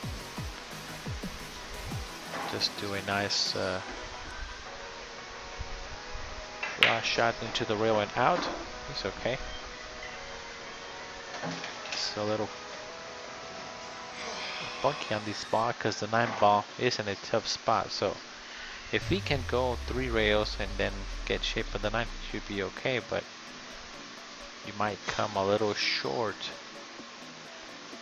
on that ball. So better yet, just go back and forth and try to maybe end close to the rail on the 9 and then shoot it down. So back and forth on this cue ball here.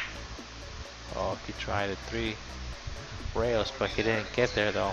He didn't want to be there anyway, so it's so tough to judge it with inside spin there because you're so far away and you're kind of guessing. Even if you have a low deflection shaft, a carbon shaft, putting inside, you'll always come a little funny on the ball.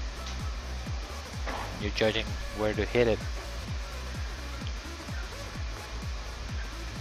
Or if you're a little closer, you can just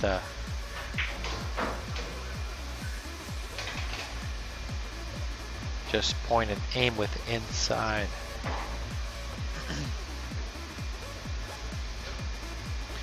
Got a little funny on the 10 ball. Just gotta bank it for the win. Comes short. And Chris has a chance to steal this one. He gave it away there. And gets to come back and shoot it one more time. And increases lead to 3.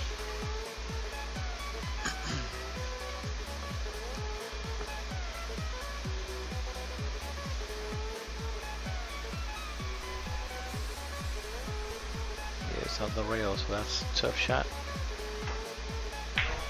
Yep, tough shot from the rail. From back here on the rail, shooting it, it's tough, and he ends up putting him straight on the 10, which he's also on the rail though.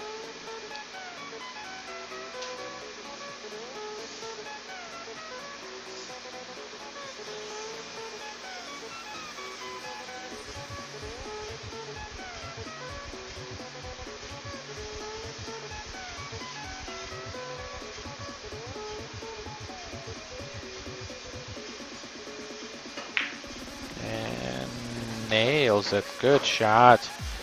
Good shot by Chris Carpenter, which is only now by 1. The score is 10-11.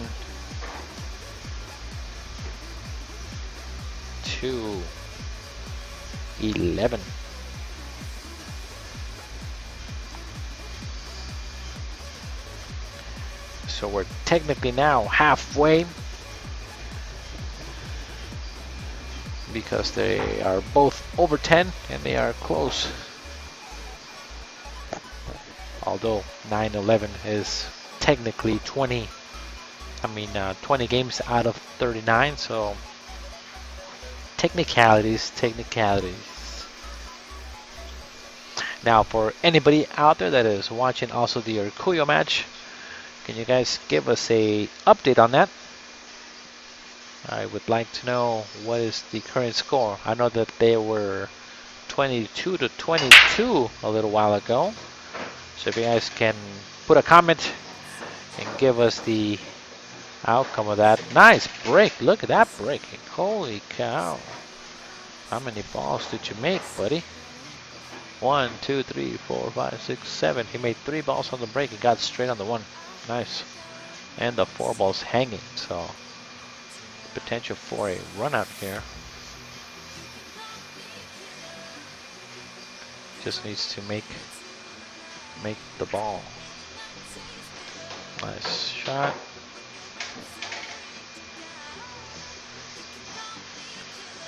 Do a stop shot or roll forward. It looks like he's putting top. Okay.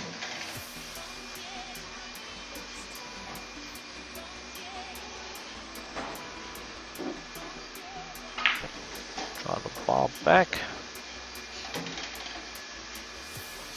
You can avoid the 9 here. Don't touch the ball. Just float above the 9. Just like that. Good shot. And the only thing now is just giving yourself a good angle for the 9. So middle table would do.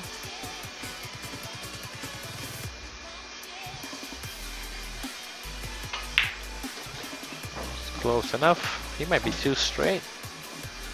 I think he's straight on the 9. Let's see.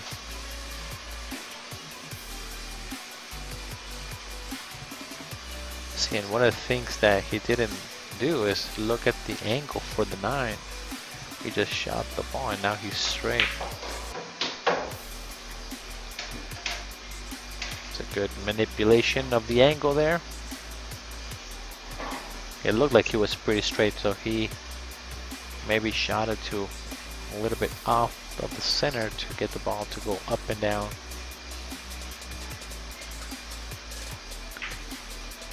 All right, nice break and run. This is number 3 for the night. That was really good there by Mr. Carpenter, tying it up, 11-11. We have a race to 20 now. 9 games to go.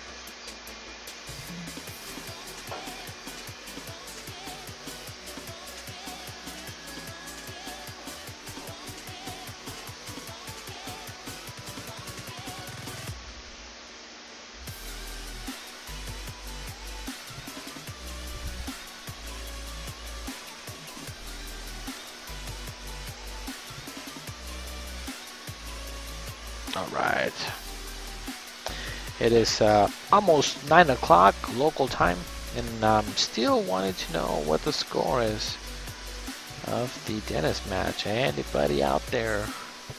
Does anybody else have what the outcome is so far?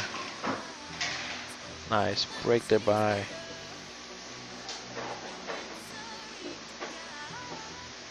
Chris Carpenter. Kaylin says that she's on her way home. Very nice.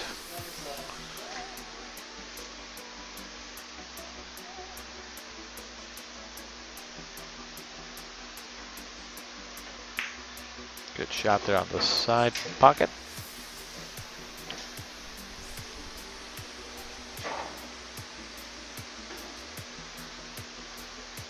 See if he can run these balls out. That 3-ball was the only kind of a tough shot. It does go in the side, getting to the 4, which is in the middle of the table. That bluish color looking ball is the 4. He's gonna use the 7 to bump it out. Oh, missed the shot there. Alright, Chris has a chance to steal this one.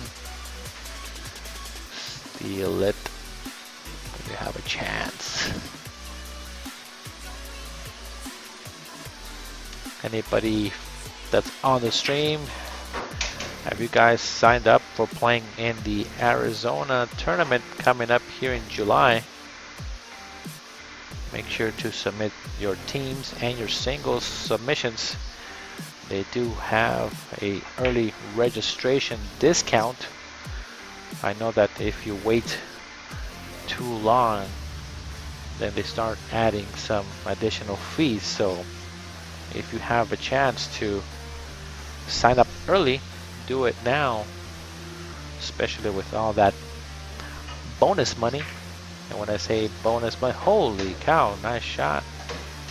Nice shot there by Chris. I know.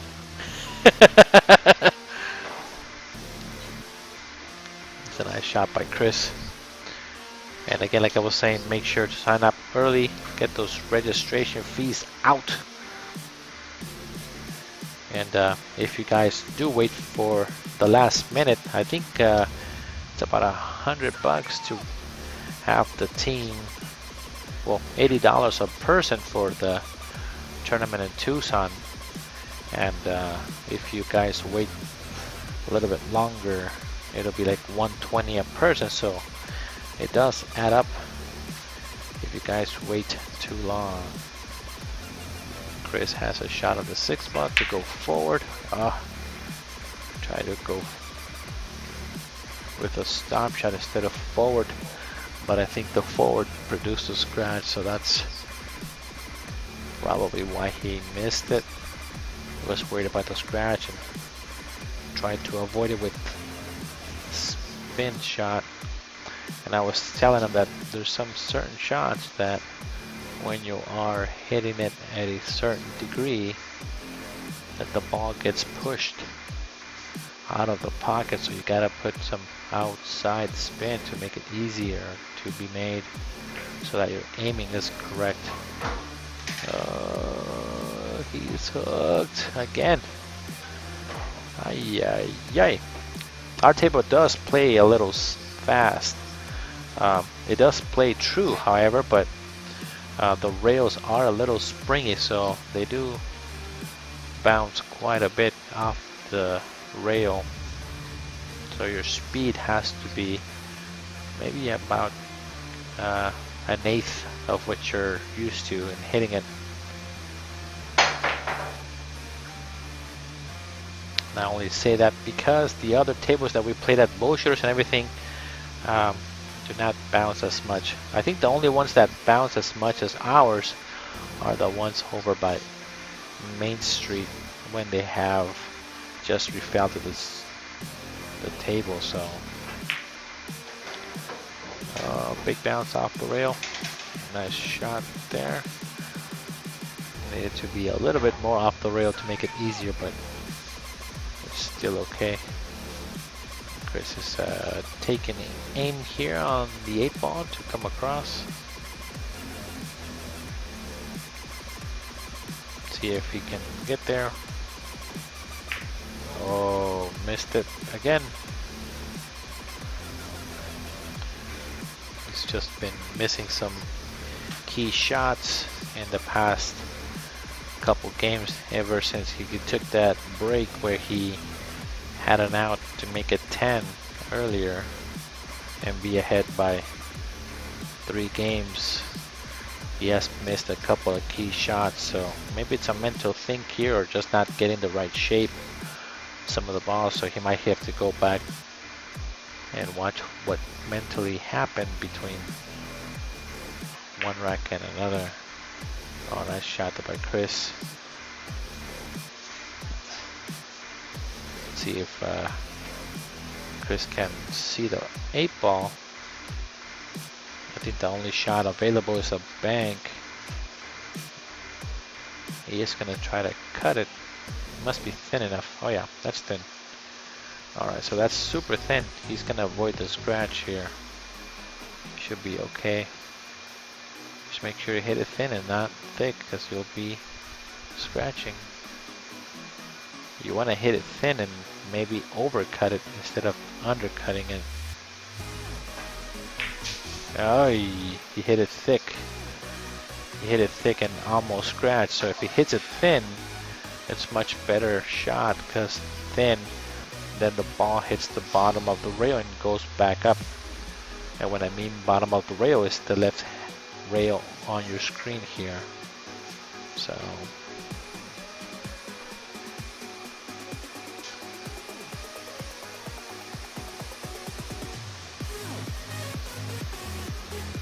Chris shooting this ball here, coming around, 1, 2, bumps the 10, perfect.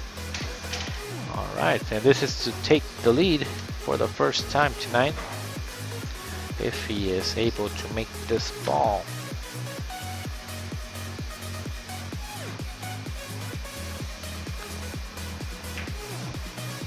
And nails it.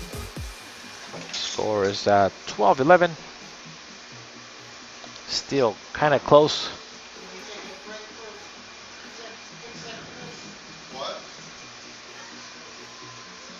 And Chris Carpenter saying, do you mind if I take a little break? And he says, yes, I'll be right back out the back.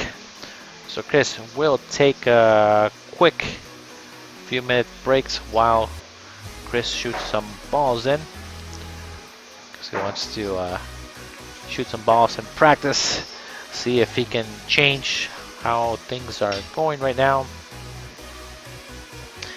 And Nick DeLeon is saying, what's up everybody? And right now the score is 30-28. Skyler is ahead, so thank you guys for the heads up. Jim is in the house. How's everybody doing? Hello Jim, how's it going? It's been a very long time since we've streamed here at K2. It's been a while, so saying hi to everybody that has supported us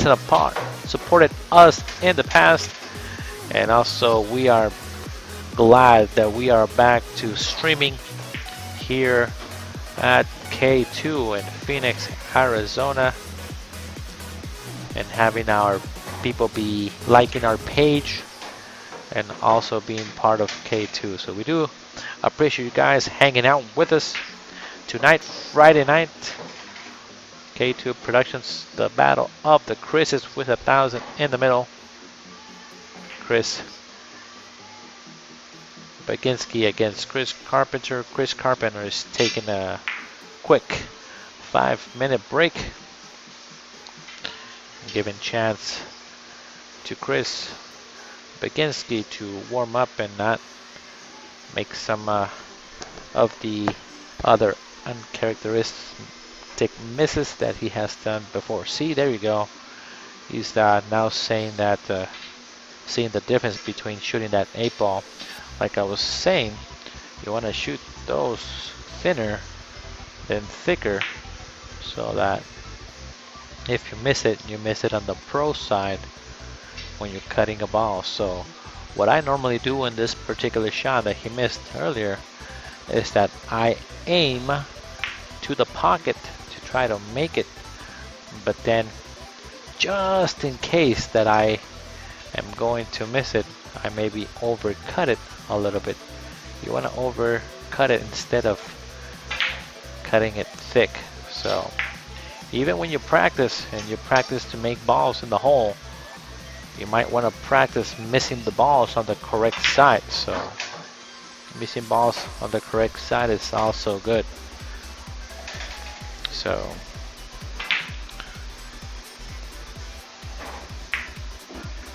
it just gives you a sense of how thin you can hit a ball and still be okay even if you miss the shot. So I'm paying attention where the cue ball goes after just shooting the ball in the hole. And I was just talking about Nick DeLeon a little bit ago.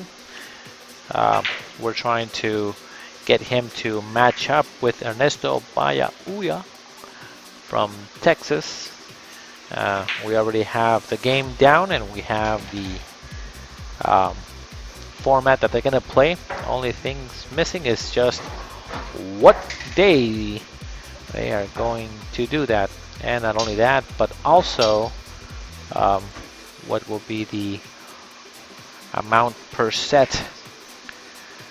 And hopefully here pretty soon we will have that matchup for you guys. It's gonna be Arizona 700 against Texas 700. It should be a really fun match to watch, and that is coming hopefully pretty soon. And again, like I was mentioning, that we do tournaments as well, and we're working with Main Street right now to try to get a warm-up for the BCA tournament that's gonna happen in Tucson in July. So keep you guys posted. It'll be probably the second week in July. We're gonna do it the same way that they're gonna do it, by doing 5-man teams, round robin the first day. Second day will be the top teams that get the most points, and then after that it will be time for the state tournament down in Tucson. So again, make sure that you guys sign up for that.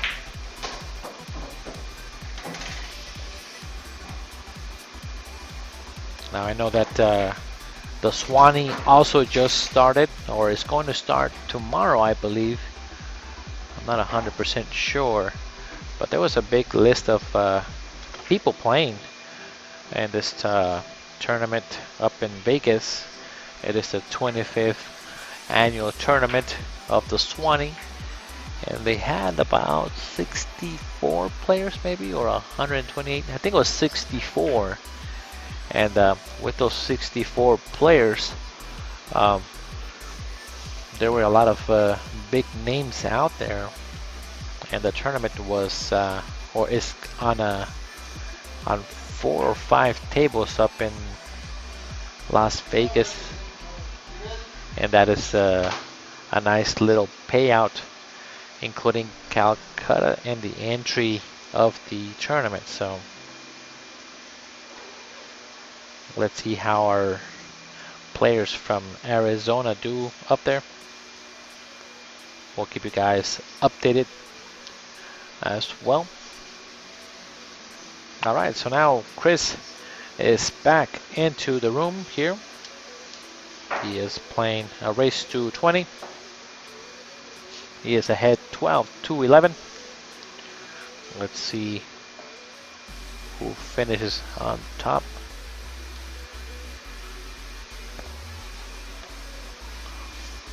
Fargo wise right now, Chris Carpenter does have the Fargo advantage. I think he might be like a 60-40 or 65-35 advantage to win this match.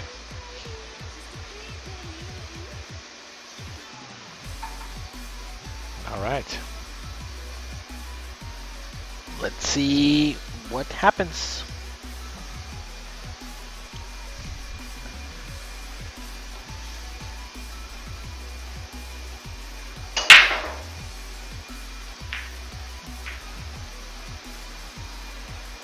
The break is dry, no ball down. Nobody seems to be making the ball consistently. They're both coming dry a couple times. I'm wondering, in the match of Skylar and Dennis, if their table that they're playing on is it looked like it was just recovered not too long ago, so it looks like maybe the pockets are playing a little easy on that match, but I'm not sure again if that table does play pretty easy, because the cloth did seem pretty new.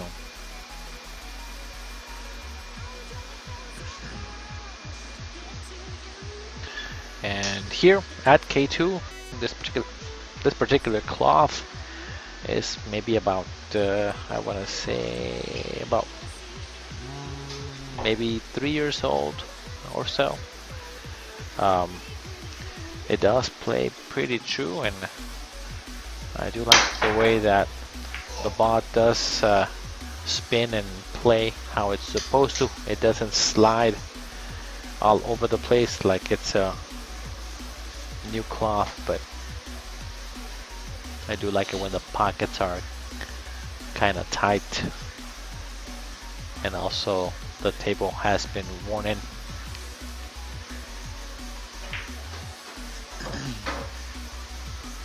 And myself, I think all of the tournaments that are out there, when they play on brand new equipment, I don't think it's fair that they play on such new equipment. And the only reason I say that is because it's always kind of hard to judge how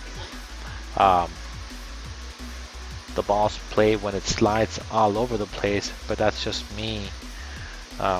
Maybe if they always used tables that are not newly recovered but are maybe used by the players quite a bit, so that they play kind of like how the table plays here. Not as old, maybe of course really well taken care of felt. That is maybe like 6 months old or so. Still plays kind of new, but it plays true, so that when players kick balls in and they do the spin and things like that, they play like they're supposed to. But that is again just my 2 cents. I always get a little upset when I see sometimes that they kick at a ball, or like they bank a ball and it banks long or too long, or kicks way too long, because those are always kind of hard to judge on how much slide you're gonna get out of a new felt table.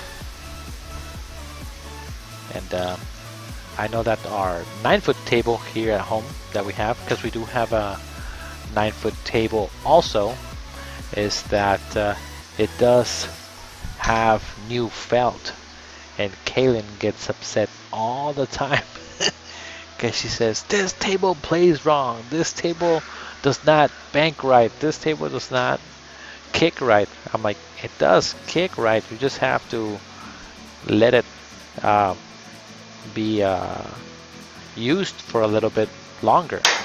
It's only like maybe a month and a half of use, maybe, or less than that, because we hardly use it. So a little bit of dirt and a little bit of sweat and temperature change and things like that, and balls rolling, getting a little dirty, will eventually make the table play correctly. That's usually how it goes. But she was practicing for playing in over in Florida, and she was a little upset that why don't we have the table have used felt or old felt. But of course we gotta just wait until that does happen.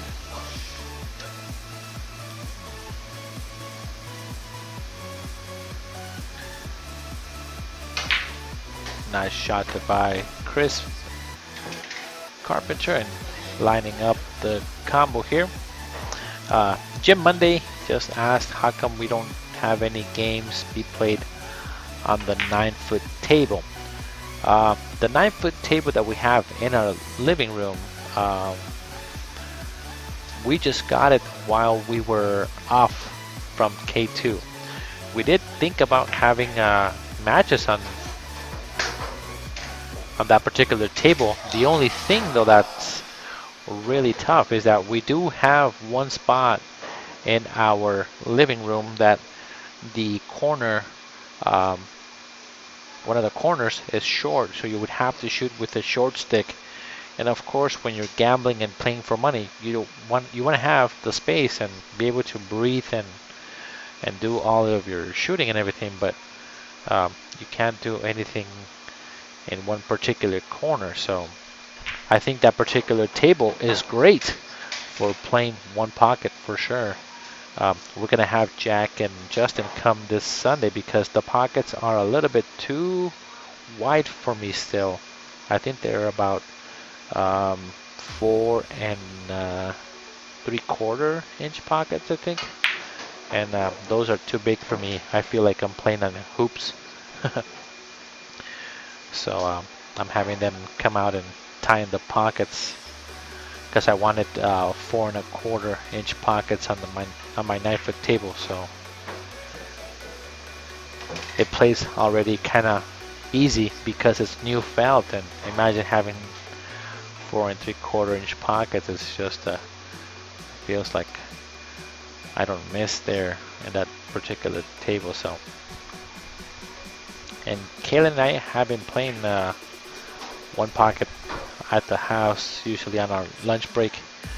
I give her like 11-7 or 10-7 or 10-6 actually, or 11-6, and we do have a good time. It's kind of fun. That is one of my favorite games. But as we talk about that, Chris Carpenter just made another grade out, 13-11, and Chris Baginski just getting a little unlucky after making that great shot. Ends up scratching and gives Mr. Carpenter a ball in hand. So unfortunate roll. And then also the other thing on that 9-foot table, it's kind of hard to do a stream from that particular point. So, but maybe later on, if somebody wants to do a nice win, a nice one pocket match, we can maybe accommodate the person coming to play. Nice break there by Mr. Carpenter. And Carl Model is in the house. How's it going, Carl? I haven't seen you in quite some time. Wishing us a congrats on our marriage. Thank you for that. We do appreciate it. Chris is gonna cut this ball, come 2 rails here. He's gonna have to combo the 2 to the 4 or play safe. He might just have that 2-ball roll, hit the 4-ball and roll out, and use it as a backup. But I did hear him say safe, but I'm not sure. Nope, I heard safe myself. So we'll see.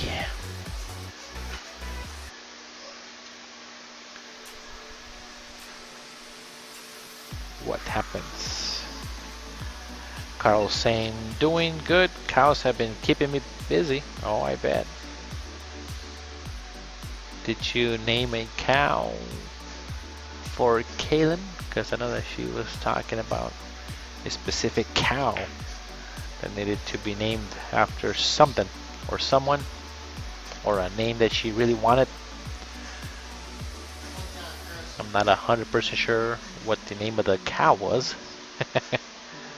But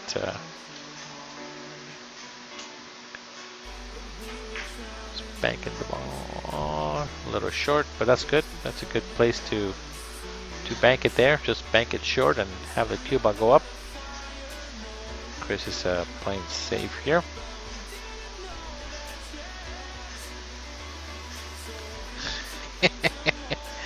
Carl says, yes, it was dinner.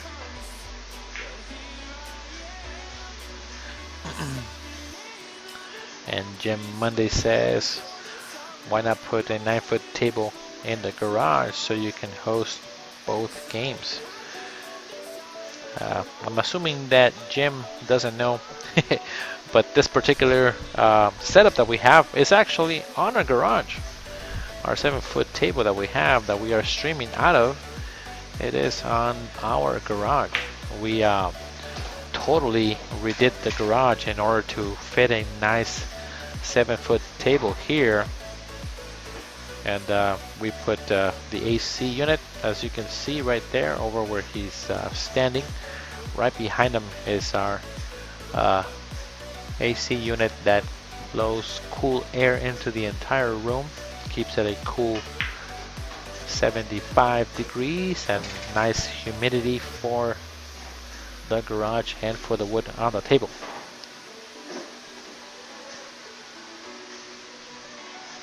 But yeah, we can't put another table in here. We would have definitely no room here. What we need to do is get another house that has a RV garage and a dual car garage so that we can do our streams there, plus also have a 7 and an 8-foot table. So if you guys want that, give us some donations. You can donate at K2 Productionz for our stream to help improve our location, maybe, and get you guys an option to have 7 and 8-foot tables. I mean 9-foot tables at K2, and you come to play on a table that you wanna play on. Nice out there. Chris Baginski broke the spell. He was stuck there for a minute. And 13-12 in the race to 21. Jim is saying that we should switch it out. No! It's already a pain in the butt to switch it out. Oh, okay. We actually, this garage will not open. We sealed it shut so that we can have this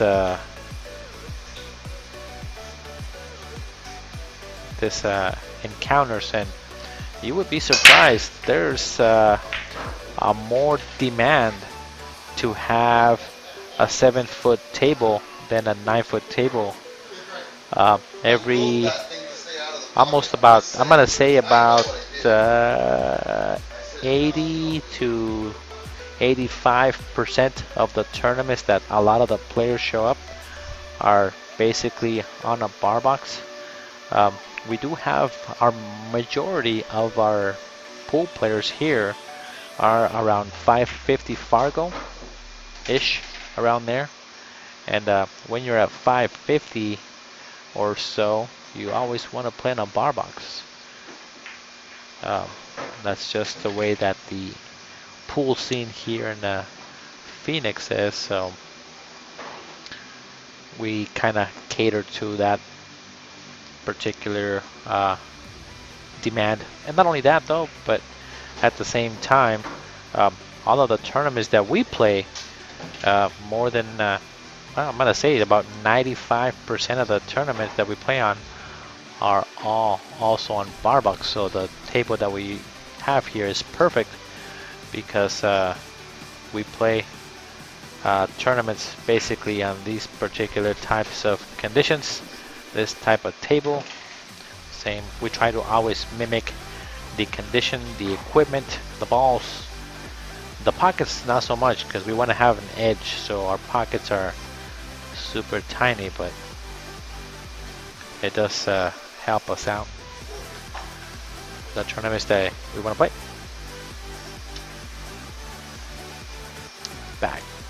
Banking it here.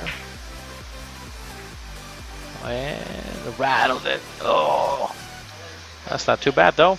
That's a good leave just in case.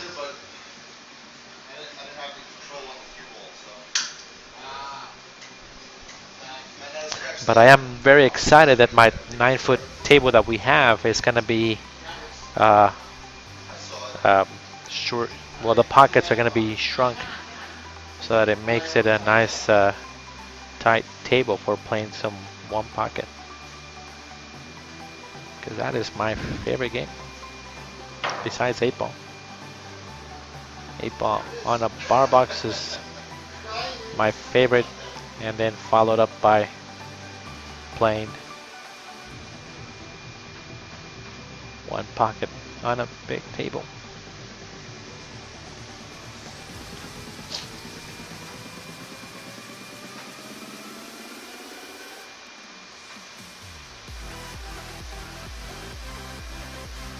Now for you guys that are out there, what is the update on the Dennis and Skylar match?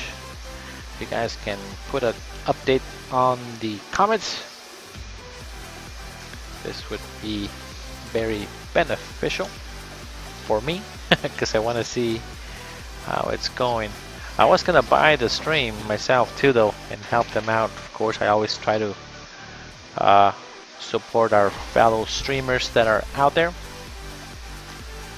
But this weekend, tomorrow, Saturday, and today, I was going to be busy, and of course, I'd want to spend some cash on things that I'm not gonna be able to watch and enjoy the entire day. Tomorrow we have Kaylin's mom moving, and then we also have our soccer game because I'm now a coach. I'm a coach for little kids soccer on Saturdays. I have practices on Wednesday, and then we have our games on Saturday. So I am now officially a soccer coach. I've not done it before. This is my first season as a coach, and I'm learning along with the kids how to be a coach for them. It is really fun though. I coach the first and second graders, and it's really funny when they are running and chasing the ball, everybody at the same time. Drawing the ball back here on the 9 to the 10. Nice draw stroke, and put some pretty much perfect. Shoot this ball in the side to be ahead by 2 in the start coming to the almost the last part of the third quarter here. Nice shot. 14 to 12 is the score in a race to 20. And right now John Sanchez is saying that the score is 22 to 21. Skylar, wait a minute, didn't that just happen a little bit ago? I thought it was 22 to 22 a little bit ago.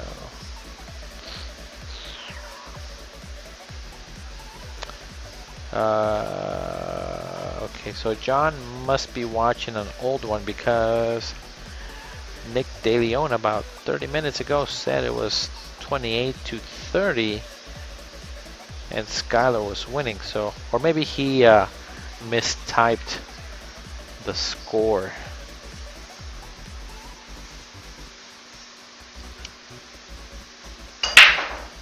All right, nice break there by Chris, making the ball down. Can he see the one ball? Is the question here.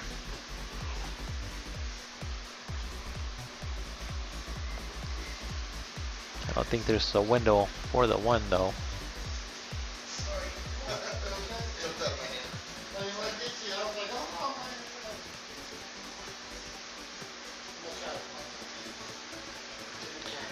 I pulled the recording, my bad. Oh, yeah, so John was giving up the recording. Oh, nice shot. Very nice shot on that ball. 3-ball is kind of tough though. He cannot do anything with the 3 as the 3-ball is on the other side. Man, that 4-ball looks like blue to me. I wonder if Dinosphere will trade us a 4-ball for a pink ball if we ask.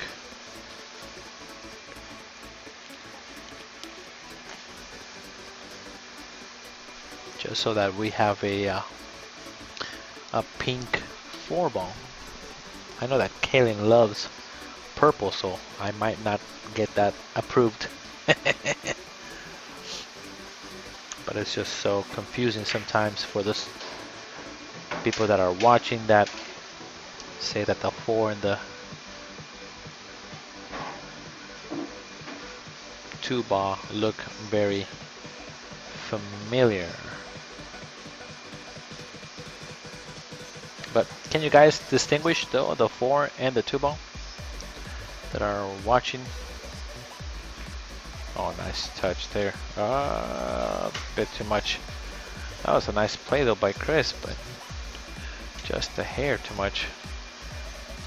Chris is looking to see if the 4-ball does go. It seems like it does. He's gonna just do a stop shot. Freeze him on the 9. Yeah, good shot. Frozen on the ball. It's got a 1 rail or 2 rail kick it. I might like going 2 rails here because that 1 rail might double kiss scratch. Oh, that's good. Ah, that's a nice hit. Good job.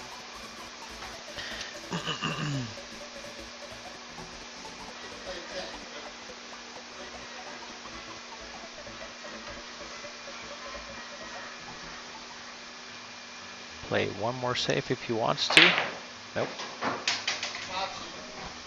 No safe. Playing the option. Think Chris might give it back.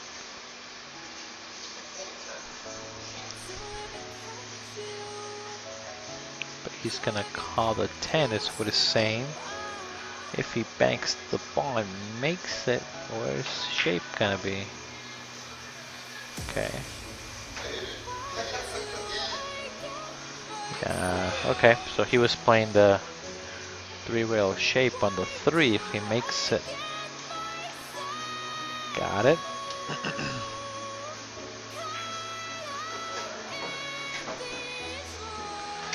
Gotta spot the 10 ball.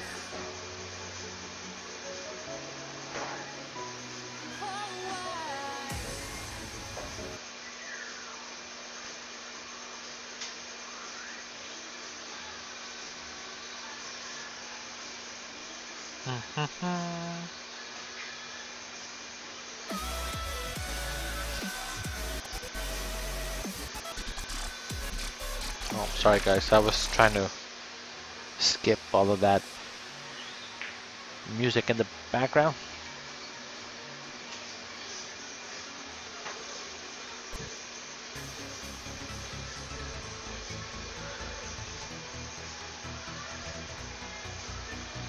Can cut this 3-ball here. Nice shot. And perfect on the 4. It's a nice shot.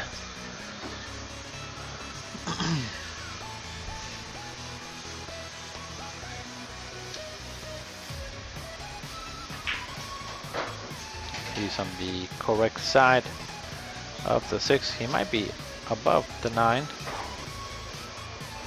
but he's okay. Good shot. 9-ball should be able to be made on the side. Shooting this ball coming. Does a stop shot. Is he straight on the 9-ball or is he a little off? Oh, he's got to go forward and out is the shot here.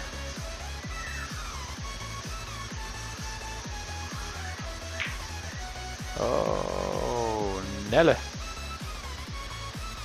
Tough. Side pocket is tight.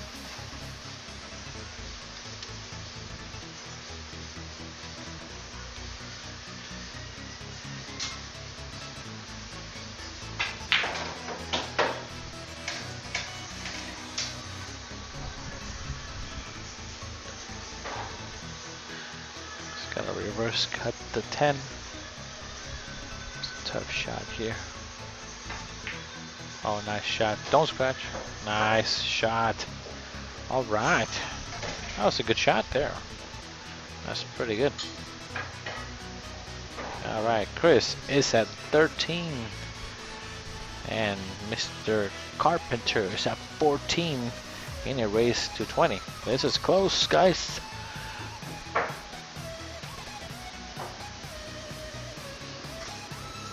I wonder what the score is of the match. Let's see here. I'm gonna try to find out the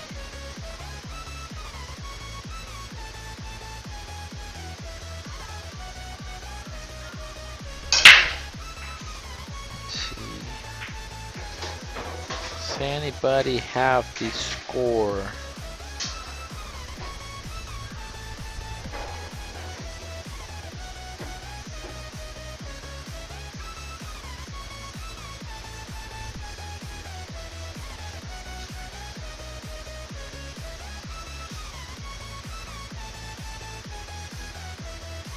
Nope, nothing yet.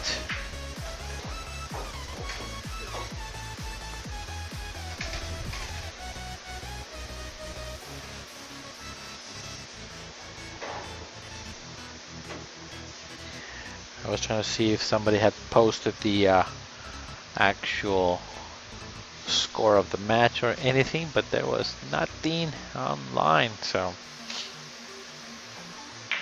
maybe somebody can give us an update. Misses the combo shot. So now Chris is forced to play a safe. I'm assuming that he's gonna try to... I was thinking that he was gonna hit it thinner, hit the side rail and come between the 4 and the 6, but just pushed out.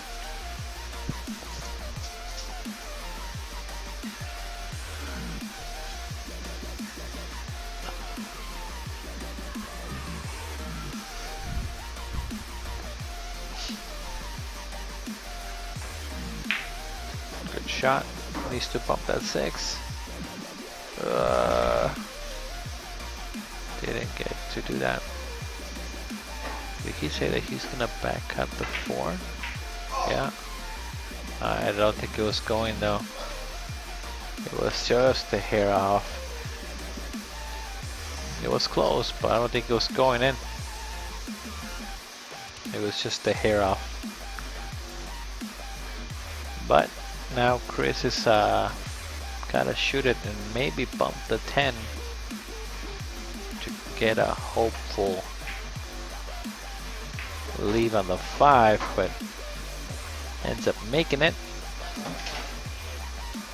He's gonna cross corner, cross side of 5 here. Oh, 10 bar on the side. I heard side. That was the only thing I heard, so that was a good shot there. I should have gone with the overview in order to see what he had available.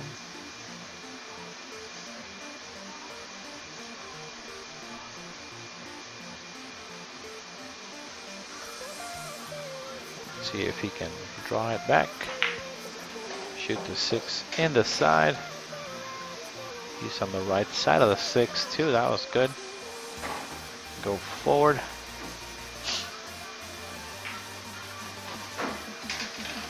It's good out. It's pretty good there. He looks good.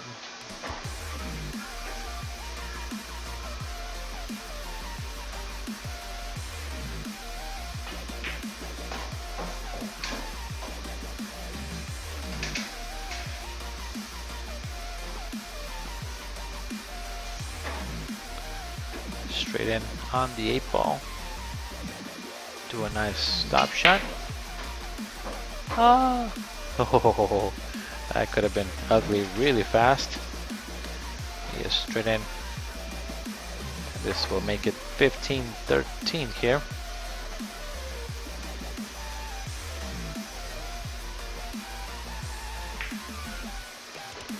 Nice out. And now Chris maintaining his 2-game lead. 15-13.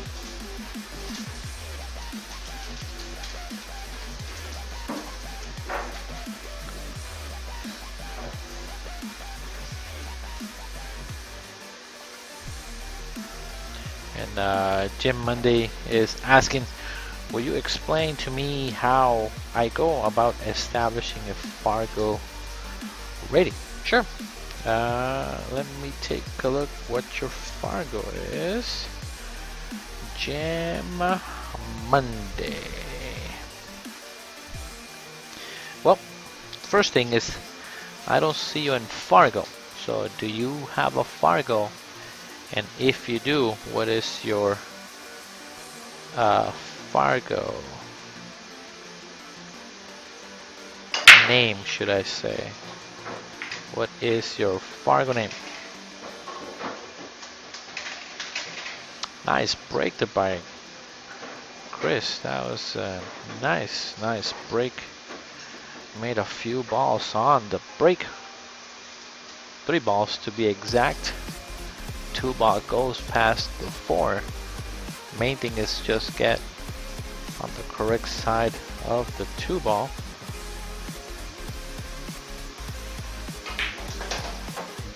Rolls up. That was good. Kalen says that the current score in the Dennis match is 31-36. 38-31. Skyler's winning. Nice. Hey, thanks, Nick. Thank you for the update. They are also almost coming to an end over there. They're about 14 games shy of finishing up. And as we're talking about it, Chris Carpenter is about to break and run here. He's got a nice angle on the 7. It's going back and forth for the 8 ball in the side. Good choice there. It is thin on the side though here, especially at that angle. You gotta hit it perfect. Gotta hit it perfect. Nice shot. Those side pockets are not easy.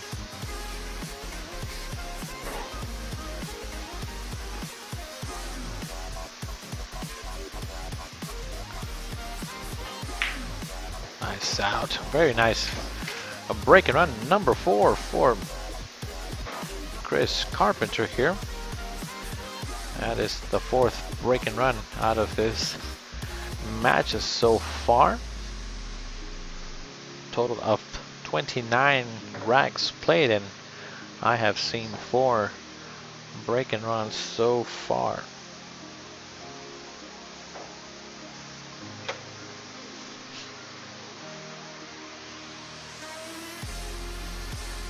And I believe Chris has 2, Chris Carpenter, and then 2 for Chris Baginski. Now Jim is saying, I'm asking if it's from playing in tournaments and league because I mainly just match up one-on-one. Ah, okay. So it could be a combination of things. So in order to get established, if you don't know, you have to have, well, what Fargo considers established is having 200 games under the Fargo rating.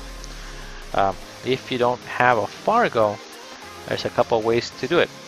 You can go and play in a league that goes into Fargo. Like every time that you play in league, those matches start accumulating to your Fargo, and they put you under the name that you have under a valid ID.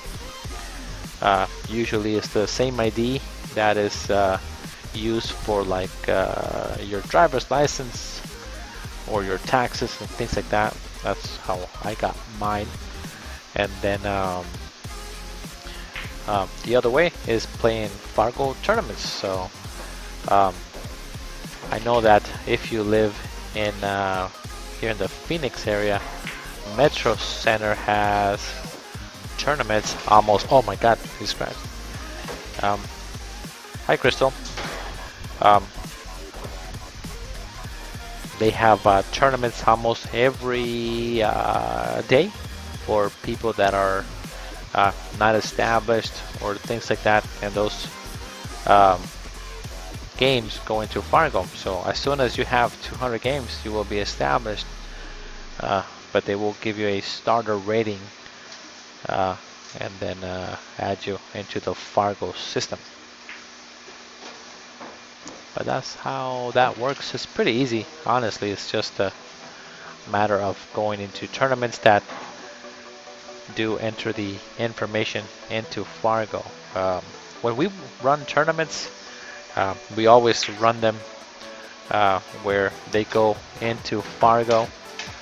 I know that for a period of time, there was some tournaments that we did where we wanted some of the players that were not established to get established and get those games in. So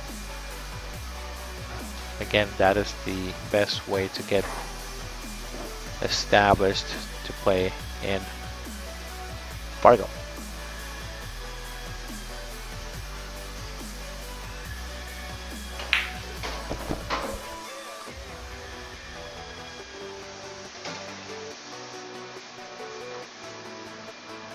Alright, so now Chris has a chance to go and be ahead at 17. Oh, nice shot there, Chris. 17-13. And somebody's coming in. And Kaylin just walked in the room with her bunny flops. She is unloading the car and saying hi to everybody here. So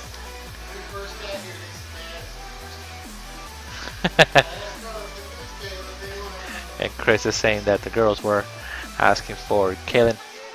Well, hello. I told him I did some child labor. I put his girls to work. And Oh, that's good. They unloaded the car for me. Oh, nice. So there we go. Everybody, you can see Kaylin there. She is sitting with me for a minute. You tired? Yeah. I bet. We loaded up an entire garage full of boxes into a U-Haul and then we took all the boxes from the U-Haul to a storage unit, did that, and then I packed her house while she sat and watched me. Sounds like a good time. Oh, that's crazy. It's a lot of work. Yep. And tomorrow, Go back tomorrow. go back tomorrow to be continued. And we are at 17-13. This is almost like the final stretch. Nope, not here. I saw it hit the rail and I'm like, that's not going in. It doesn't go here. You gotta be dead center.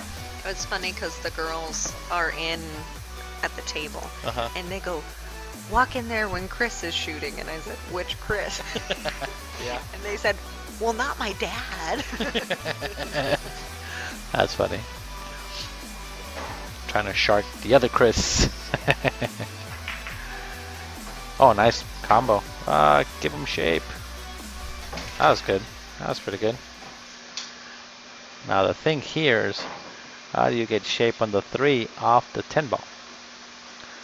I think I like drawing it back with inside, right hand spin and avoid the 7. So he's trying to get straight on the 3 ball. I don't like it. That is a But- much bigger screen than was here before. No. What do you mean, bigger screen? We went from a TV monitor, from a computer monitor to a television. Yeah, I know. Like, That way I know what I'm looking at. Because, you know, I have You need bad glasses, eyesight. yes. I have bad eyesight. Oh, nice shot. Off the 5. That's good. Made it because of That was good. That was good. That bump on the 5 helped him out. Because if not, he would have been hooked by the... Don't get straight. Don't get straight. I think he's okay. He's alright. 7 ball is just a roll, so he should be okay. I like going forward here into the 2 rails. The right rail and the bottom rail from the screen. I don't like this. See, that's too... I don't like it myself. I would have liked going 2 rails there. See, that's why. That's the only reason I don't like that. So on that shot, you go into the bottom rail, into the side rail from the screen, and then you come out. Because you don't want to be on the rail on that shot. You want to be in the middle. At least give yourself a good width away from the rail. So, uh-oh, bad safety. He tried to put him behind the 10, so. You don't have the percentages. Huh? You don't have the percentage. Not today, I don't. There, Pearson, I can't tell on my computer if this is a full-size table or a bar box. So, David Peterson, this is the bar box. Thank you there, Crystal, for letting him know. Toy is saying, great shooting. I haven't seen Toy in forever. I don't even know if he still plays pool or not. He's gonna try to cut it in the side. This is so tough. Yeah, it's a good shot though. The good thing that he didn't make it, because then he doesn't have shape on the 8. So that was good. Now, if you're Kalen, you're banking this ball. All day. Yep. It's a little far away from the rail for me. You can still make it though. You gotta bank it for the hole. Yeah, it's close. Boink. Now this is the bank. No, this is not a bank. This is the bank because it will naturally put you on shape for this 8 ball. No, you cut it. No, you bank. No, you cut it. Cut it out. Bank it. Nope. Nope. Nope. Cut it with low. Ah, That's why you bank. missed it. No, he did it right. No, you did it wrong. No, he did it right. He just needed to be a little better at making the ball. He would have been fine. No, I like the bank because you're hitting the ball a little bit fuller, and then it naturally travels down for the 8 ball. No. You can't say no.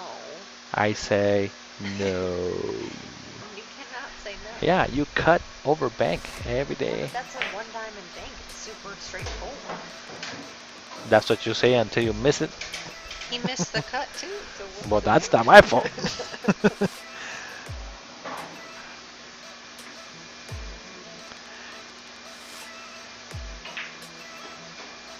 I thought he was going to go forward with Oh. into the rail and back out. Oh, no.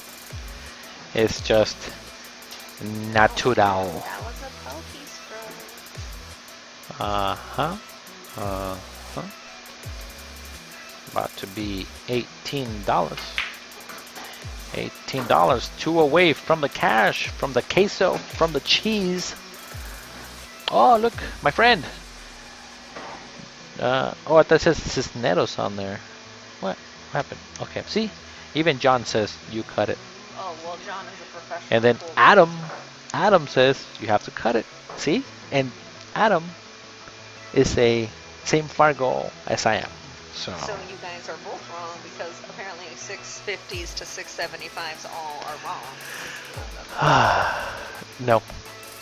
You gotta cut it. You gotta I'm cut pretty it. sure that my Fargo's been going up and yours has been staying the same. So therefore, I'm pretty sure I know. See? John says, listen to your man. I don't have to listen listen to him anymore because we're married. What? You have to listen to me because you're married now? Yeah, I don't have to listen to you anymore because we're married now. Like you said about the attention. Okay. Jim said the pocket is bigger when you bank. He crazy too.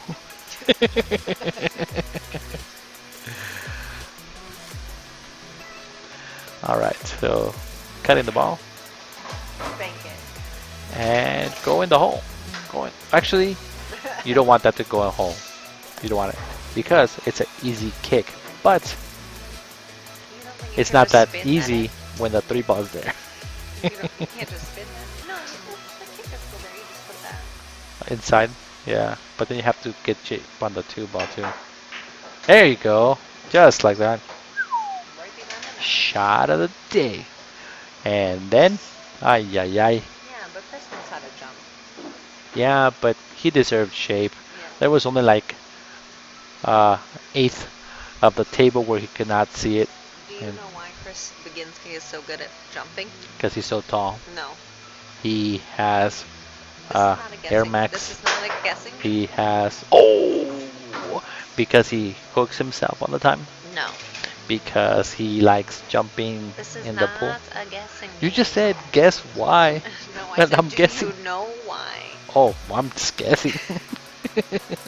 I thought you said guess why he's so good at jumping. So, So I like guessing. We used to play, before COVID, Oh, he used to play Tim Daniels oh, all the time. it made him And jump. Tim would put him in safeties all the time because they would play 3 foul. Oh. So Chris Baginski said, I had to learn how to jump and be really accurate so that I didn't get 3 fouled and so that Tim didn't beat me every time. Right. That's true.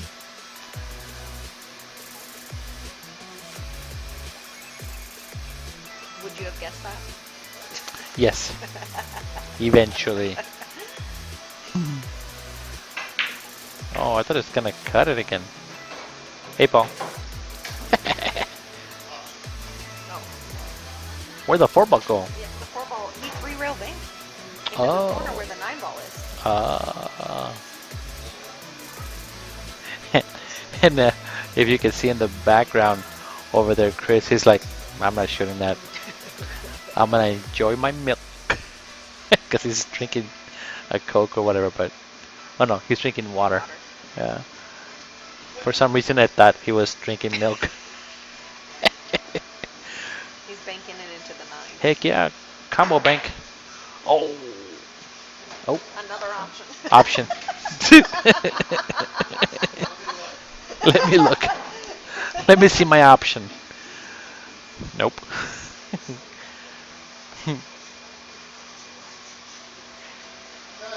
He's gonna call the 6, miss the 10 ball, and he's gonna make it in the side. Boom. And then it's going to be option again. Option. Yep. 10 ball. No. Oh, he's cutting it. See? Cut it over. He called the 10 ball. Oh, wait. Reverse cut it. Oh, he caught it. He called the 10. Oh, then but he he's miscued. miscued. 10 ball. Boom. Is this our tip? Huh? Is that a what? That's our tip. We could have. Cutting it. Wait a minute. Wait a minute. Holy cow. Well, I don't think that ball goes. if you do a 2-rail bank, 1 pocket shot, it goes. But then you might miss it. So just touch it. Just touch it. Play safe and touch it. Nope. Extension. I'm hungry.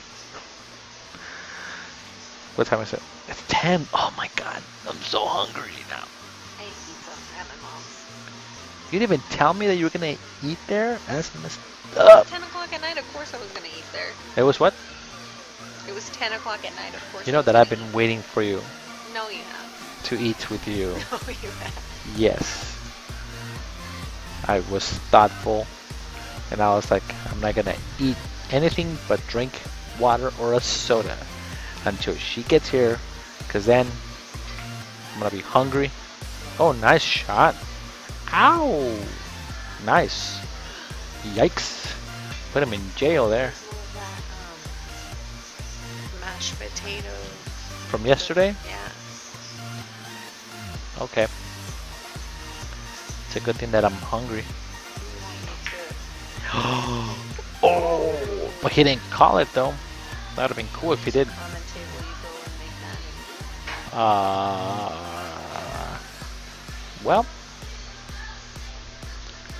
Chris did promise me a ride on his McLaren today, so What does that have to do with it? You don't want to vomit? yeah. Cause I wanna go fast. I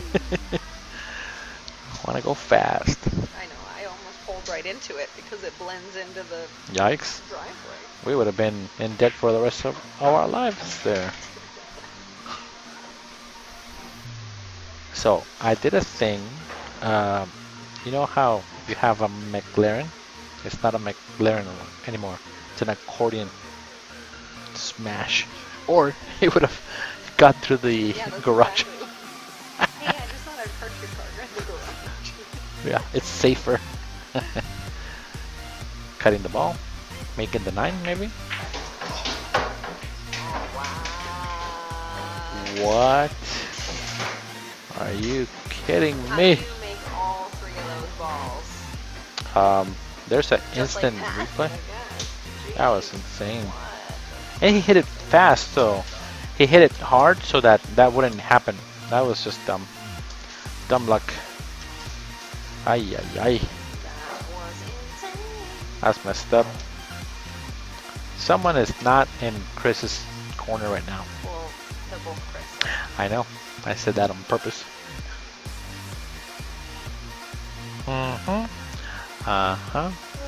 Chris Carpenter is on the hill, 19-13 right now. I was actually surprised that Chris gave Chris so much weight.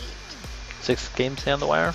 Yeah, with only 60 points, so it's a game every 10 points. That was a lot. Dang, that is. Sometimes you gotta feel froggy. Whoa, again? Scratched at it. Scratch, scratch.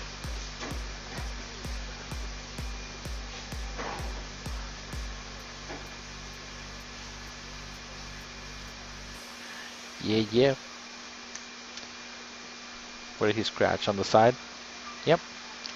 That's a very usual spot to scratch. I like to scratch there all the time. I just scratch. I hit it so square, it goes like this. Boop, boop, boop, boop, boop. Then to the side. Every time. Not every time, but pretty close to every time.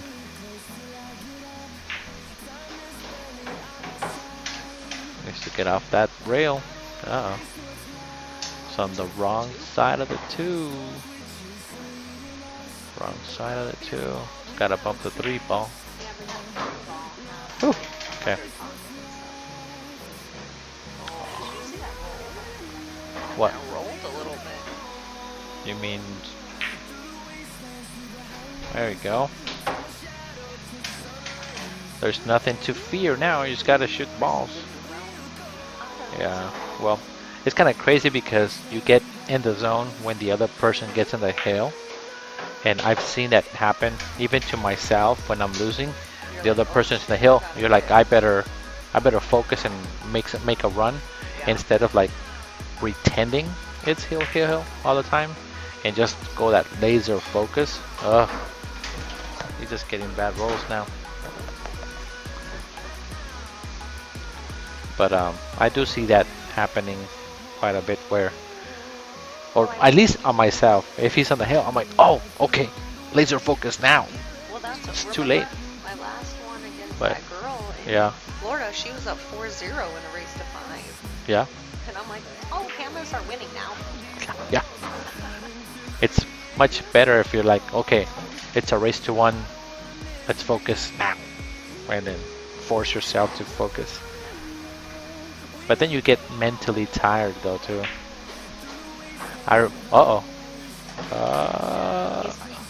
it was close. Hijuela. But I remember playing Os Avila one time, and we were playing in the finals, and it was a race to 7, and the score was 5-1. And I took a break, and I said, "Okay, give it everything you have." I think it's it, yeah. And I told myself, "Give it everything you have, and just play your heart out." And I beat him 7-5. And then when I played Mitch, I was like, I'm not playing anymore. I'm tired. I gave everything I had to the Oz match, and then it was like 1 o'clock in the morning, and then I had to play Mitch in the finals. Huh? What? I'm wondering if he can. Oh, he can see it. Oh, I think you can see it. It's for the game.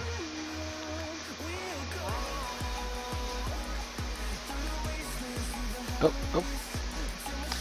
Michael Bennett says, did that playing Daniel, our first match playing 8? What? Oh, I did that playing Daniel, our first match playing 8-ball, 1-3 in a row with him on the hill. Oh, wow.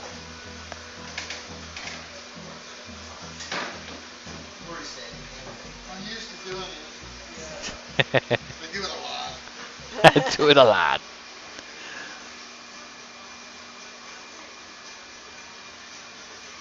Let's go forward. Well, might as well come all the way. Well, Make it out. let's see. I just cut it. Yeah, back cut it with low. Yeah, it should be okay. Should be alright. Just don't do anything crazy. Oh yeah. The thing is, he jumped on the shot. Yeah, you can't do that. This is for the case, so $500 shot right here.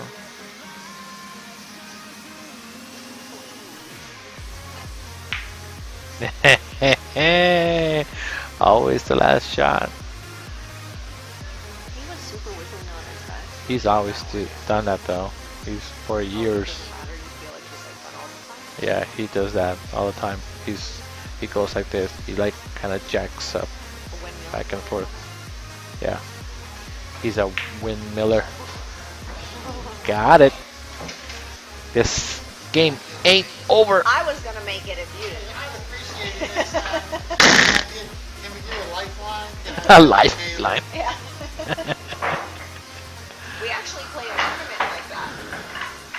We host a tournament. Yeah, it's like a 3-man team, and on whatever one shot during your rack, you can tag your teammate to Teammate. come in and shoot the shot for you. That sounds fun. Yeah, Yeah. it's really Especially fun. if I got combos for you. I don't know which one I take, but Not me on If that it's one. a combo, I got you. It's a combo. Nice ball. There you go. Ball down. Shape on the 1 ball. You good? Oh, it was amazing. Yeah, it looks. I said I feel like I was photoshopped into the pictures because it's so Good blue, shot. like the water and everything. Yeah. 2 ball to the 4. He just needs to be in the middle of the table. Yeah, all There the you go. hotels had 'em in the lobby. Good shot. Just a stop shot or slight draw. There you go.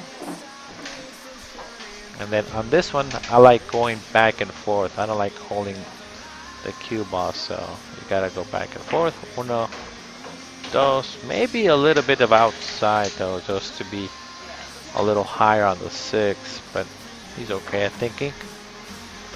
thinking.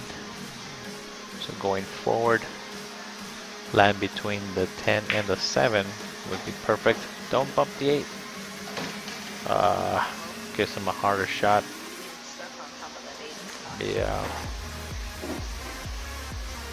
No matter what, he's on top of the ball, so just gotta shoot it though.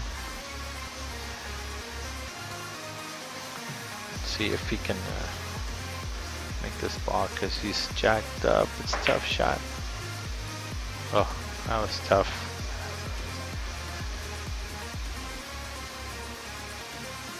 If he doesn't touch that 8, he would have been perfect on the 7. But touching that 8 ball slows the momentum down of the leave on the 7 ball.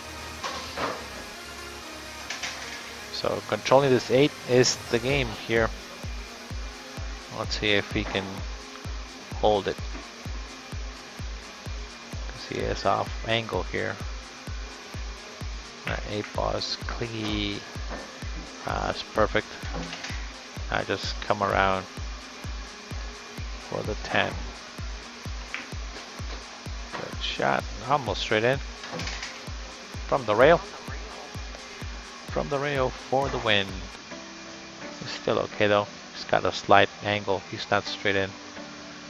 I'd rather have a straight, angle shot than a straight in shot from the rail. Alright. And there you have it, guys. Scores 20 to 14 was the final tonight. It was a couple of back and forth matches here.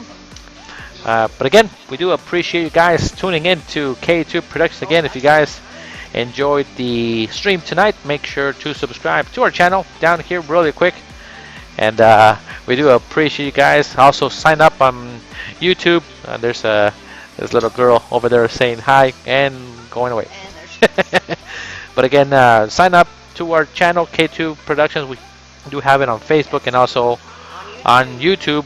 And again, if you guys feel compelled to give us any donations tonight, you can send us to PayPal at ksquaredproductions@gmail.com. So again, thank you guys for everything. I think our next match is on Next Thursday. Thursday. I have no idea who's playing. She might know, but I don't know. Check the events page and then you'll find out. So again, thank you guys and have a good night, and I will see you guys next week on Thursday. And here's one of my favorite commercials. See you guys. Bye. Oh, sir, that was my grandma's. Ugh. Don't worry, ma'am. All of your stuff is in okay hands. Just okay? Well, they don't give 2.5 stars to just anybody. Here you go. What's this? It's your piano. Hold this for a sec. We don't have a piano. No. But the neighbors do. Just okay is not okay. Looking for a moving company that's on time, isn't milking the clock, and doesn't charge for shrink wrapping items, disassembling, and reassembling furniture? Would you value a team of hardworking guys that care about your belongings? No, really. Like, if any of your possessions were damaged or lost during the move, they'd cover it that same day. Well, Aaron Movers in Phoenix is serious about quality service, and we feel like we've mastered the art of moving. Since 2001, we've grown our well-known reputation of precaution, speed, courtesy, and planning. We've held every member of our team to a high standard and have never dropped the ball. Now that I think about it, we haven't really dropped much of anything over the last 17 years. We understand that nothing we touch belongs to us, and that we need to handle your belongings better than we'd ever treat our own. Because, in case you didn't know, you're the boss on moving day. Listen, our team honestly just wants to help you get your items moved from point A to point B as quickly and safely as possible.